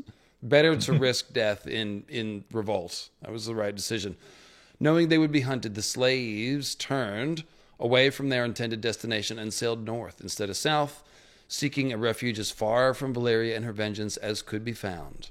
Braavosi histories claim that a group of slave women from the distant lands of the Joko Snai, moon singers, prophesied where they would find shelter, in a distant lagoon behind a wall of pine-clad hills and sea stones, where the frequent fogs would help to hide the refugees from the eyes of the dragon riders passing overhead. And so it proved. These women were priestesses called moon singers, and to this day the Temple of the Moon Singers is the greatest in Braavos. Since the escaped slaves came from many lands and held many faiths, the founders of the Braavos created a place where all gods were given their due and decreed that none would ever be made paramount over another. They were a diverse people whose numbers included Andals, Summer Islanders, Giscari, Nathi, Roinar, Ibani, Sarnori, even debtors and criminals of pure Valyrian blood. Some had been trained in arms to serve as guardsmen and slave soldiers. Others were bed slaves, whose art was the giving of pleasure. There were many sorts of household slaves among them: tutors, nursemaids, cooks, grooms, and stewards. Others were skilled craftsmen: carpenters, armorers, masons, and weavers. Some were fishermen, some field hands, some galley slaves, many common laborers. The new freedmen spoke many tongues, so the tongue of their late masters, Valyrian, became their common language. So you kind of have pretty good ingredients for setting up a new colony. All these skills, not just like, these aren't all slaves from the mines. These were slaves who had, some who had fallen out of favor. They used to have better jobs as tutors and field hands, but they did something wrong. And so they were being sent to Gagasos. Right. Yeah. So they broke out of that fate. They timeline jumped, and they had all these skills. So they were set up well to found a new city. And because they had risked their lives in the name of freedom, the mothers and fathers of the new city vowed that no man, woman, or child in Braavos would ever be a slave, a thrall, or a bondsman. This is the first law of Braavos, engraved in stone on the arc that spans the long canal. From that day to this, the Sea Lords of Braavos have opposed slavery in all its forms and have fought many a war against slavers and their allies. The lagoon where the fugitives found refuge seemed a drear and uninviting place of mudflats, tidal shallows, and salt marshes at first glance, but it was well hidden behind outlying islands and sea stacks, and oft cloaked even from above by fog. Moreover, its brackish waters were rich with fish and shellfish of all sorts. The sheltering islands were thickly forested, and iron, tin, lead, slate, and other useful materials could be found nearby on mainland Essos. More crucially, the lagoon was remote and little visited. Though the escaped slaves were wary of flight, most of all they feared recapture. So yeah, it's like good surroundings, good people, and they just had to work. They just had to work with that. They had to come up with the canals to channel the water and create dry land to build on. So that's pretty cool. Little engineering. Undiscovered, Braavos grew and prospered. Farms and temples sprouted across the low-lying islands, whilst the fishermen harvested the bounty of the great lagoon and the seas beyond. Amongst the other shellfish the Braavosi discovered was a certain sea snail, akin to those that had made Tyrosh and its dyes rich and famous. The snail yielded a dark purple dye. To change the look of their stolen ships, Braavosi captains dyed their sails this color whenever they sailed beyond the lagoon. Taking care to avoid Valyrian ships and cities whenever possible, the Braavosi began to trade with Ib, and later with the Seven Kingdoms. For a long while, however, Braavosi merchant ships carried false charts and practiced an artful deceit when questioned about their home port. Thus, for more than a century, Braavos was known as the Secret City. That's pretty wild. Is there any precedent for that in the real world? I'm not sure. I don't know of any cities that were able to keep themselves a secret for the outside world. Yeah, I think this might be a fantasy world invention here. So yeah, this is very much this is like an Atlantis themed thing. Sea Lord Uthero Zaleen put an end to that secrecy, sending forth his ships to every corner of the world to proclaim the existence and location of Braavos and invite men of all nations to celebrate the 111th festival of the city's founding. By that time, all the original escaped slaves were dead, along with all their former masters. Even so, Uthero had sent envoys from the Iron Bank to Valyria several years prior to clear the way for what became known as the uncloaking or the unmasking of Uthero. That's pretty cool. So, like, at a certain point, it becomes this open secret. Like, there is this secret city somewhere. We don't know where it is. And their envoys turn up in Volantis, and they're like, so, what if there was a secret city? And what if they wanted to open normalized relations with you guys? What would that entail? Not saying there is. Just saying. Just asking for a friend. So chat's bringing up the Aztecs, which... But the thing is, like, the Aztecs weren't a secret because they were trying to remain a secret. Europeans didn't know about them because they didn't know there was two continents out there. But yeah, I guess I wouldn't know about a secret city. Well, yeah, if the whole point is to be secret, then we shouldn't know. Yeah, El Dorado, that's a little different. That's a little different. If he was riffing on El Dorado, then you'd use the gold as well. That's the major part of the legend. But there was a sense of hiddenness in the early days of Venice. Okay, well, that would be the place to look. The Portuguese tried pretty hard to keep Japan's location. Oh, okay. There's an example. But Morse Code Food is mentioning Ubar in Yemen, a secret city that was concealed to preserve their control of the spice trade. I'm gonna have to look into that one. I've never heard of that one, but that's. I mean, to a certain extent, if you go back far enough, the maps are pretty unreliable, so everything's kind of a secret. All right, so Sea Lord Uthero Zaleen put an end to that secrecy. Oh no, I just read that. You did? Yeah, we're up to clear the way at the next page. What became known as the uncloaking or the unmasking of Uthero. The Dragon Lords proved. Go ahead.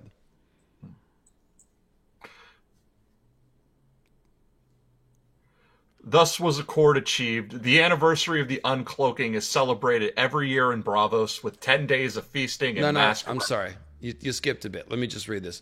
The Dragon Lords proved to have little interest in the descendants of slaves who had escaped a century before, and the Iron Bank paid handsome settlements to the grandchildren of the men whose ships the founders had seized and sailed away, whilst refusing to pay for the value of the slaves themselves.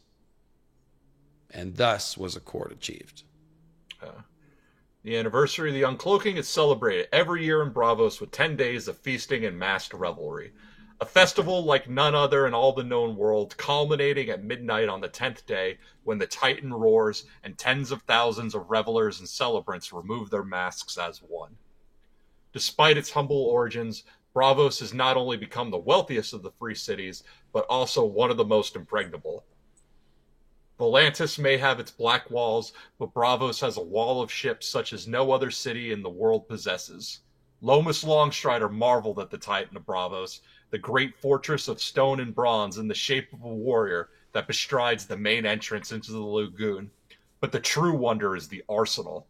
There, one of the purple-hulled war galleys of Bravos can be built in a day. All the vessels are constructed following the same design so that all the many parts can be prepared in advance, and skilled shipbuilders work upon different sections of the vessel simultaneously to hasten the labor.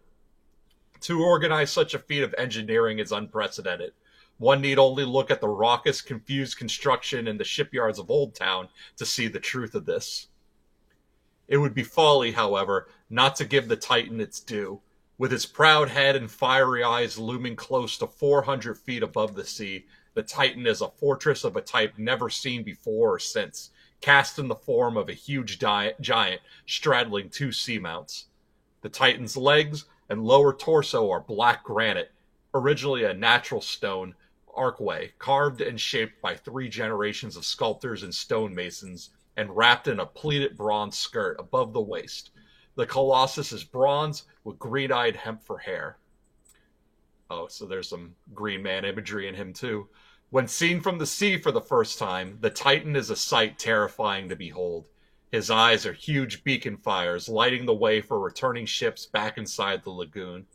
Within his bronze body are halls and chambers, myrtle holes and arrow slits, such that any vessel that dared to force the passage would surely be destroyed. Enemy ships can easily be steered onto the rocks by the watchmen inside the Titan, and stones and pots of burning pitch can be dropped onto the decks of any that attempt to pass between the Titan's legs without leave. This has seldom been necessary, however. Not since the Century of Blood has any enemy been so rash as to attempt to provoke the Titan's wrath. There you go. You can't mess with a strong navy. It really is just hard to mess with. So today, Bravos is one of the world's greatest ports and welcomes trading ships of all nations, save for slavers. Within the vast lagoon, Bravos' ships dock at the splendid Purple Harbor, located near the Sea Lord's Palace. So that's going to be on the north side here. Purple Harbor. Yep, right there. Other vessels must use the port called the Ragman's Harbor, a poor and rougher port by all accounts. Still, there is so much wealth to be had in Bravos that ships come from as far as Karth and the Summer Isles to trade there. Bravos is also home to one of the most powerful banks in the world, whose roots stretch back to the beginnings of the city, when a few of the fugitives took to hiding such valuables as they had in an abandoned iron mine to keep them safe from thieves and pirates. Whose iron mine was that? If nobody was here before them. Yeah. An abandoned iron mine. Who was here before them? It's always somebody. Iron mine. Well, it could have been Andals mining iron for steel. But or it could have been ancient Roinar, both of whom worked in steel. So we're here in Braavos here. So that's Andals is the most likely. I mean, Andalos is right close by there. So perhaps they got as far as north as Braavos mining. Yeah, that kind of makes sense. So let's see. Abandoned. They hid their valuables in the mine to keep it safe from pirates and thieves. As the city grew and prospered, the shafts and chambers of the mine began to fill. Rather than let their treasures sit idle in the earth, the wealthier Braavosi began to make loans to their less fortunate brethren. Thus was born the Iron Bank, whose renown, or infamy to hear some tell it, now extends to every corner of the known world. So this is a big clue, Tim, that the Iron Bank and the House of Black and White meet up underground and are two heads of the same entity. Is that kind of how you're seeing this? Yeah, because they can make or break kings. The Iron Bank will have its due. They can fund enemies, or they can just send Faceless Men. The Faceless Men seem like the enforcement arm of the Iron Bank. And given that the Faceless Men they live underground. I mean, way underground. They're going under the lagoon. Mm-hmm. So it absolutely could meet up underground with the Iron Bank. Let's look at the map and see where the Iron Bank is.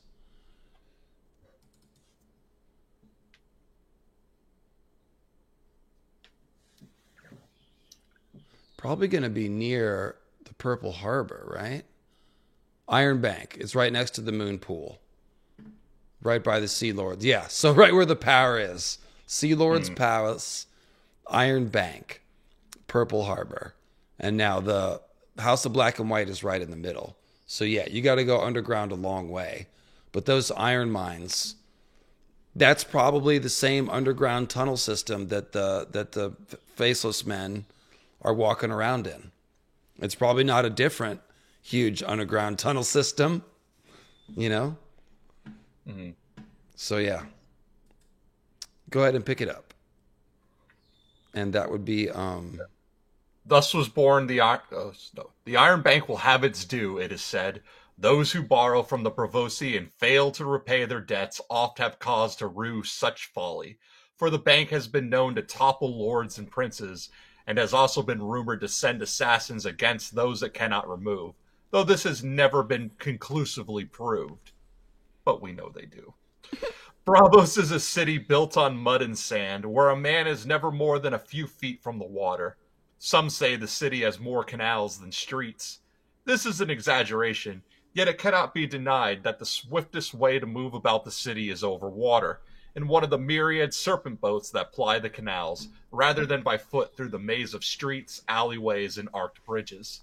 Pools and fountains are seen everywhere in Braavos, celebrating the city's ties to the sea and the wooden walls that defend her. The brackish waters of the lagoon that surrounds the 100 Isles were the source of much of the city's early wealth, yielding up oysters, eels, crabs, crawfish, clams, rays, and many sorts of fish. Yet the waters that nourish and protect Braavos also imperil her, for during the past 2 centuries, it has become apparent that some of the city's islands are sinking under the weight of the buildings that now cover them. The oldest part of the city, just north of the Ragman's Harbor, has in fact already sunk and is now known as the Drowned Town. Even so, there are still some Braavosi of the poorest sort who dwell in the towers and upper floors of its half-submerged buildings. And so here's the Drowned Town of Ragman's Harbor. You can see it's pretty drowned. Mm. So it's on the little tip here. Oldest part of the city, I guess that's the first place they landed.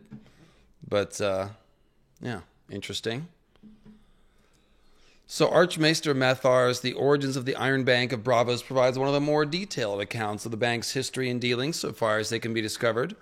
The bank is famous for its discretion and its secrecy. Mathar recounts that the founders of the Iron Bank numbered 23, 16 men and 7 women, each of whom possessed a key to the bank's great subterranean vaults.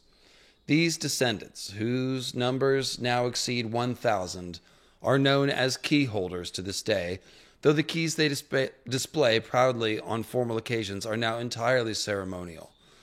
Certain of the founding families of Braavos have declined over the centuries, and a few have lost their wealth entirely, yet even the meanest still cling to their keys and the honors that go with them. The Iron Bank is not ruled by the key holders alone, however. Some of the wealthiest and most powerful families in Braavos today are of more recent vintage, yet the heads of these houses own shares in the bank, sit on its secret councils, and have a voice in selecting the men who lead it. In Braavos, as many an outsider has observed, golden coins count for more than iron keys. The bank's envoys cross the world, often upon the bank's own ships, and merchants and lords and even kings treat with them as equals.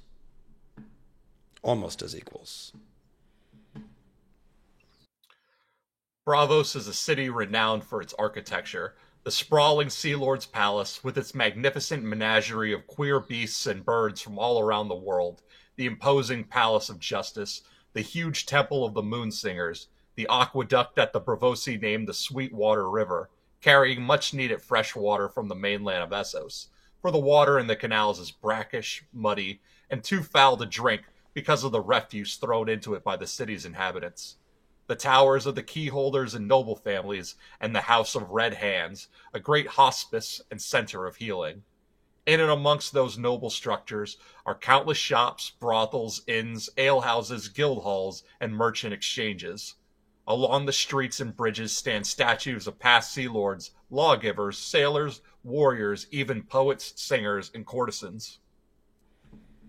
The temples of Braavos are far famed as well, and some are truly wonders to behold.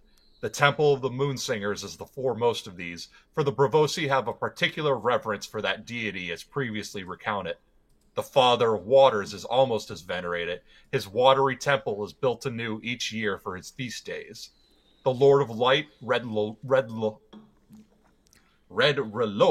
has a great temple on Braavos as well, for his worshippers have grown ever more numerous in the past 100 years. You went all Westerosi peasant there. You're like, R'hllor? Yeah. What? What now? George and his alliteration, it catches me every now and Oh, then. he's a MFer sometimes.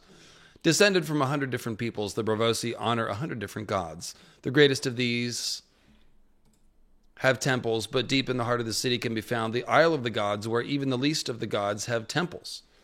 The Sept beyond the sea and its septons and septas offer worship to the seven every day for sailors off the ships of the seven kingdoms that come to Braavos to trade.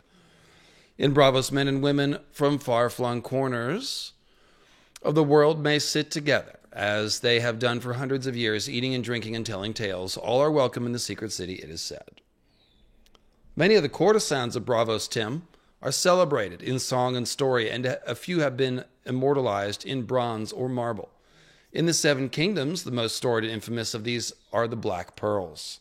The first woman to bear that name was the captain and pirate queen Belagir Othares, who reigned briefly as one of the 9 paramours of King Aegon IV Targaryen, and bore him a bastard daughter, Bellinora, the second Black Pearl, a famous courtesan acclaimed by the singers of her day as the most beautiful woman in all the world.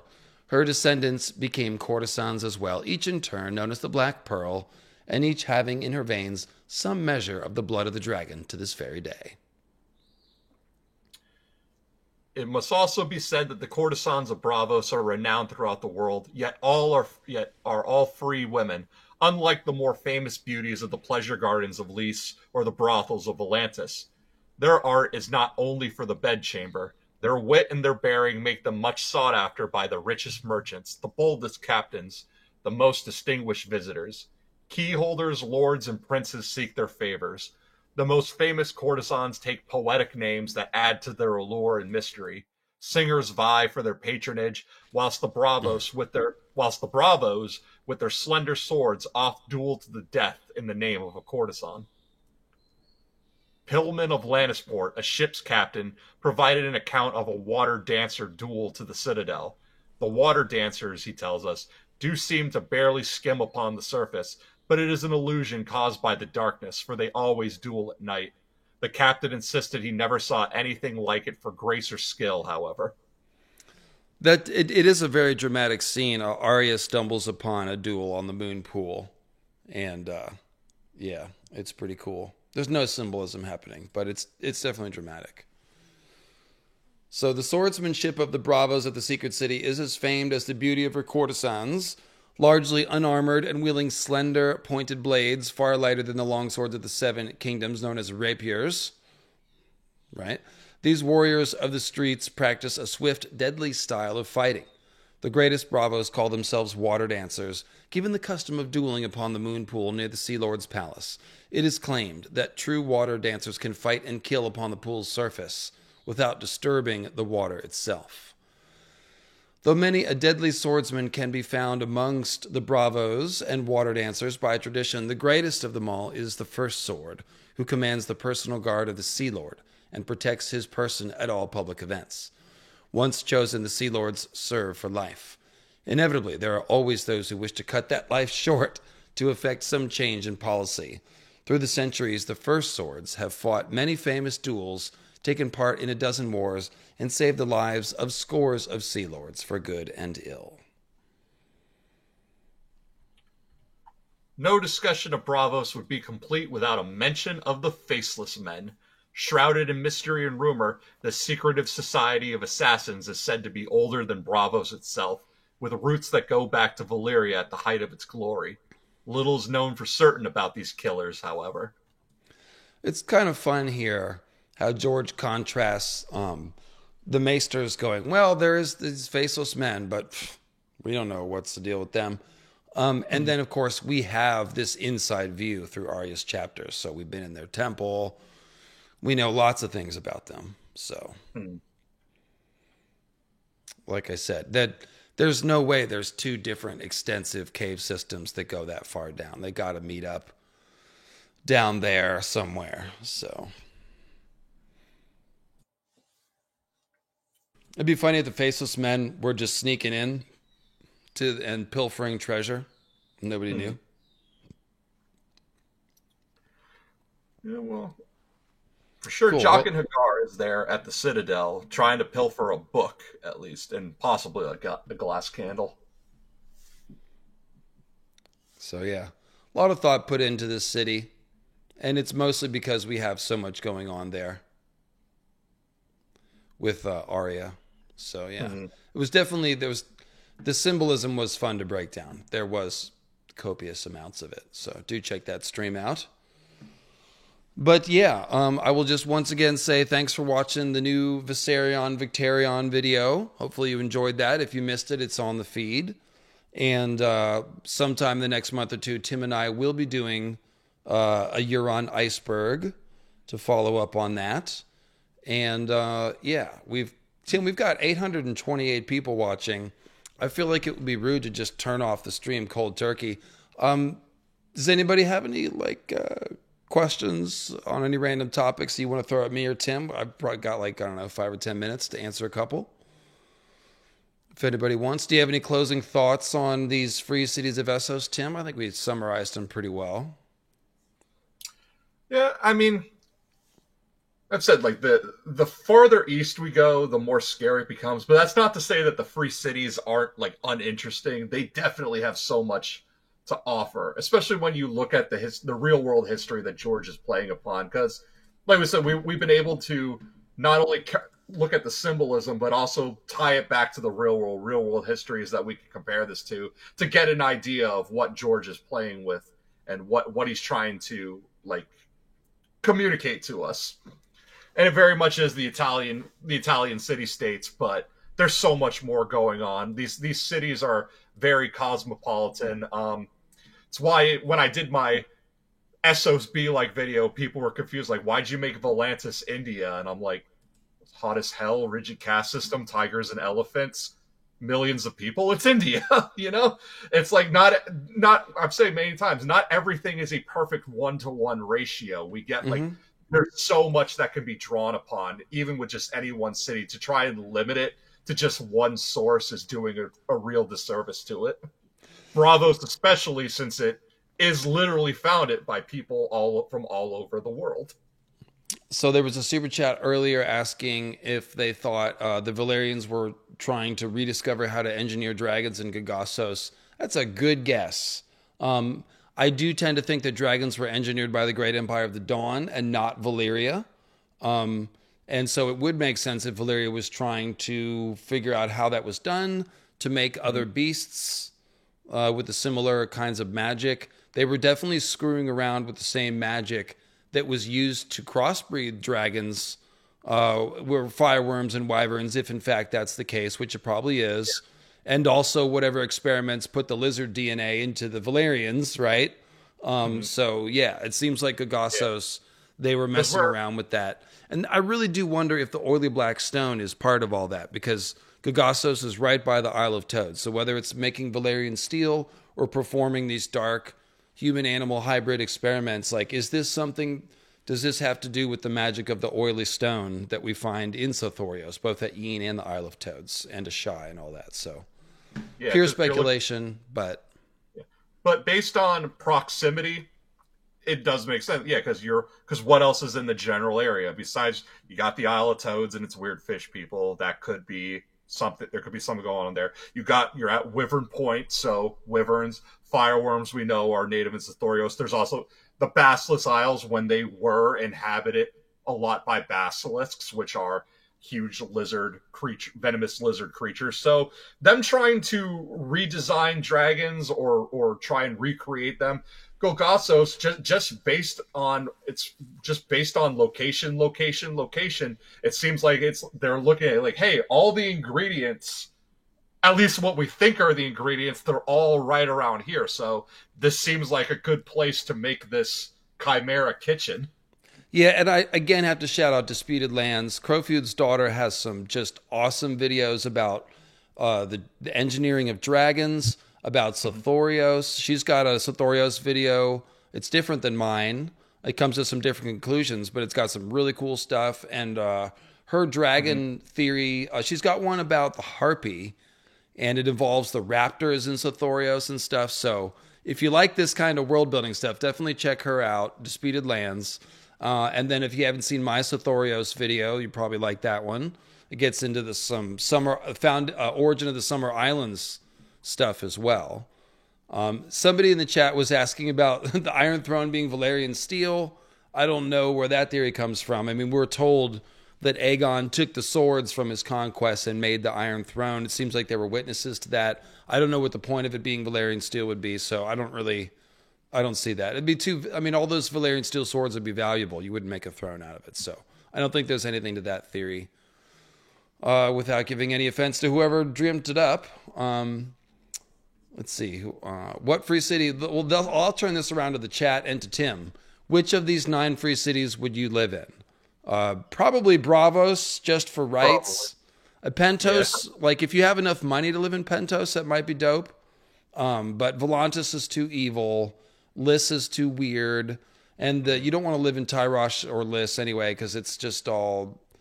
or Mir, because of all the warfare and stuff. So I'd have to say Braavos, followed by Pentos. Yeah, same. I mean, I think Qohor is the most interesting, but I wouldn't want to live there. I just don't want to live in a theocracy, first and foremost, even if it is Satan. But I would have to go with Braavos and then Pentos as a close second. Yeah, I mean, again, if you had money, you could do well on lists, but how would you not be sort of just thinking about how the economy is based on slavery? You know what I mean? It's just not. Lorath isn't too bad. It's poorer, but it's also not the worst. Your family's poor, Lorath. Empires come and go, but the squishers keep swimming. Yeah, shout out to all my squishers. They do. And of course, again, I'll just shout out my own Patreon again, where you can choose to live in various ancient civilizations. It's just a gimmick, but it's fun. So yeah, I think the chat all agrees Braavos is the place to live, followed by Pentos. Yeah, that seems to be the good call.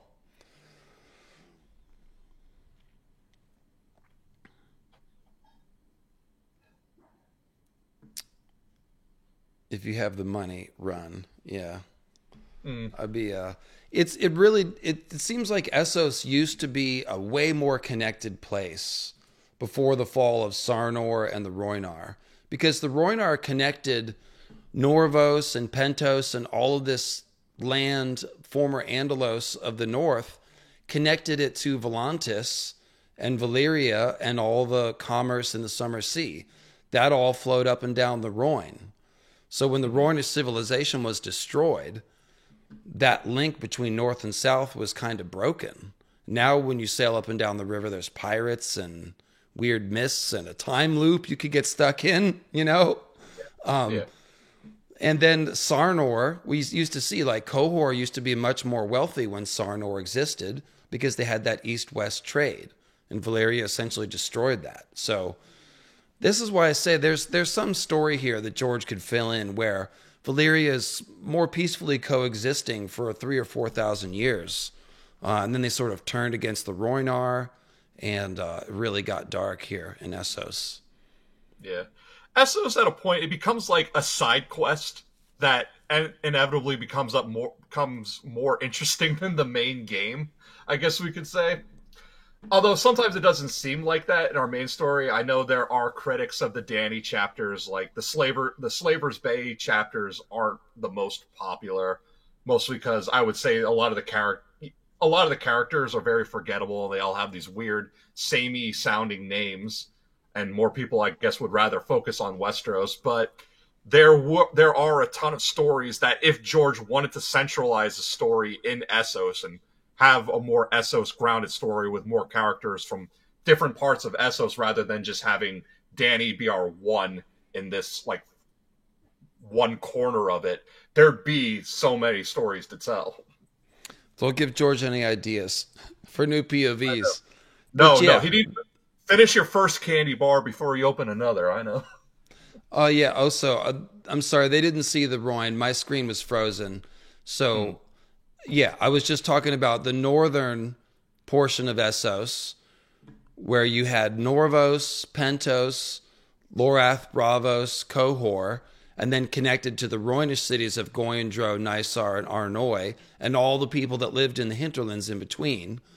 All that commerce flowed down the Rhoyne to these very large and wealthy cities down here: Selhorys, Valisar, Volantis, and formerly Sarmel and Sarhoy.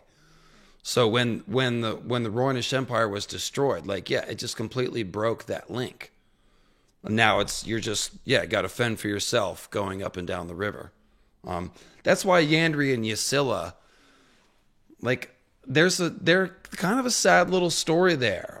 They're these Rhoynish holdovers remembering their old ways, and they're plying their old river, looking at the ghostly ruins of their ancestors, occasionally spotting a turtle and feeling blessed by the gods. It's very sweet if you key in on their little stories. So shout out to the Shy Maid.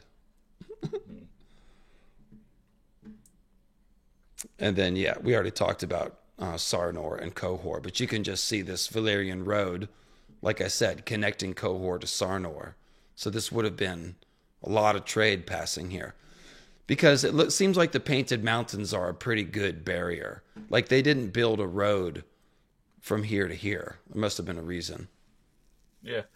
And so that's why we need this video to become popular so we can continue going east. When we get to the grasslands, we can talk about, if we're going to continue this as a series, talk more about Sarnor and all that. Although, we'll say it's actually going, if we continue this, the next chapter is actually going south to the Summer Isles and Sithorios, which it's a bit of a grab bag. The next section is going to, it goes south and gets these two and then moves back into Karth and all this stuff. So good news is that we have 800 people watching, which means the stream is off to a great start, and we'll probably do pretty well. So yeah. Yeah, if you want to hear us talk about basically Kong Skull Isle, then we need to get to Sithorios. Yeah, so we'll keep going with that very soon. Maybe even next week. We'll see. But thanks a lot, guys. And if you missed any of the stream, you can just click refresh when this is over and start it from the beginning. And check out my Viserion Victarion video if you missed that. And I will be back here next Sunday with another stream, quite possibly on the rest of Essos. or at least the next chunk of it. So, Yeah. and then Gives give me- Gray Waste Tim a sub. Why don't you? You can just click on his name in the description below. And of course, if you want a Green Seer t-shirt, you can click on the Bonfire store link below as well in the description. That's where it is. And then Sean's in there. Give me the Jade Sea. I want to, man. Just if we can keep doing this and make it that far east, just you try and stop me when we reach the Jade Sea. Awesome. All right, guys. Well, I will see you next week. Cheers.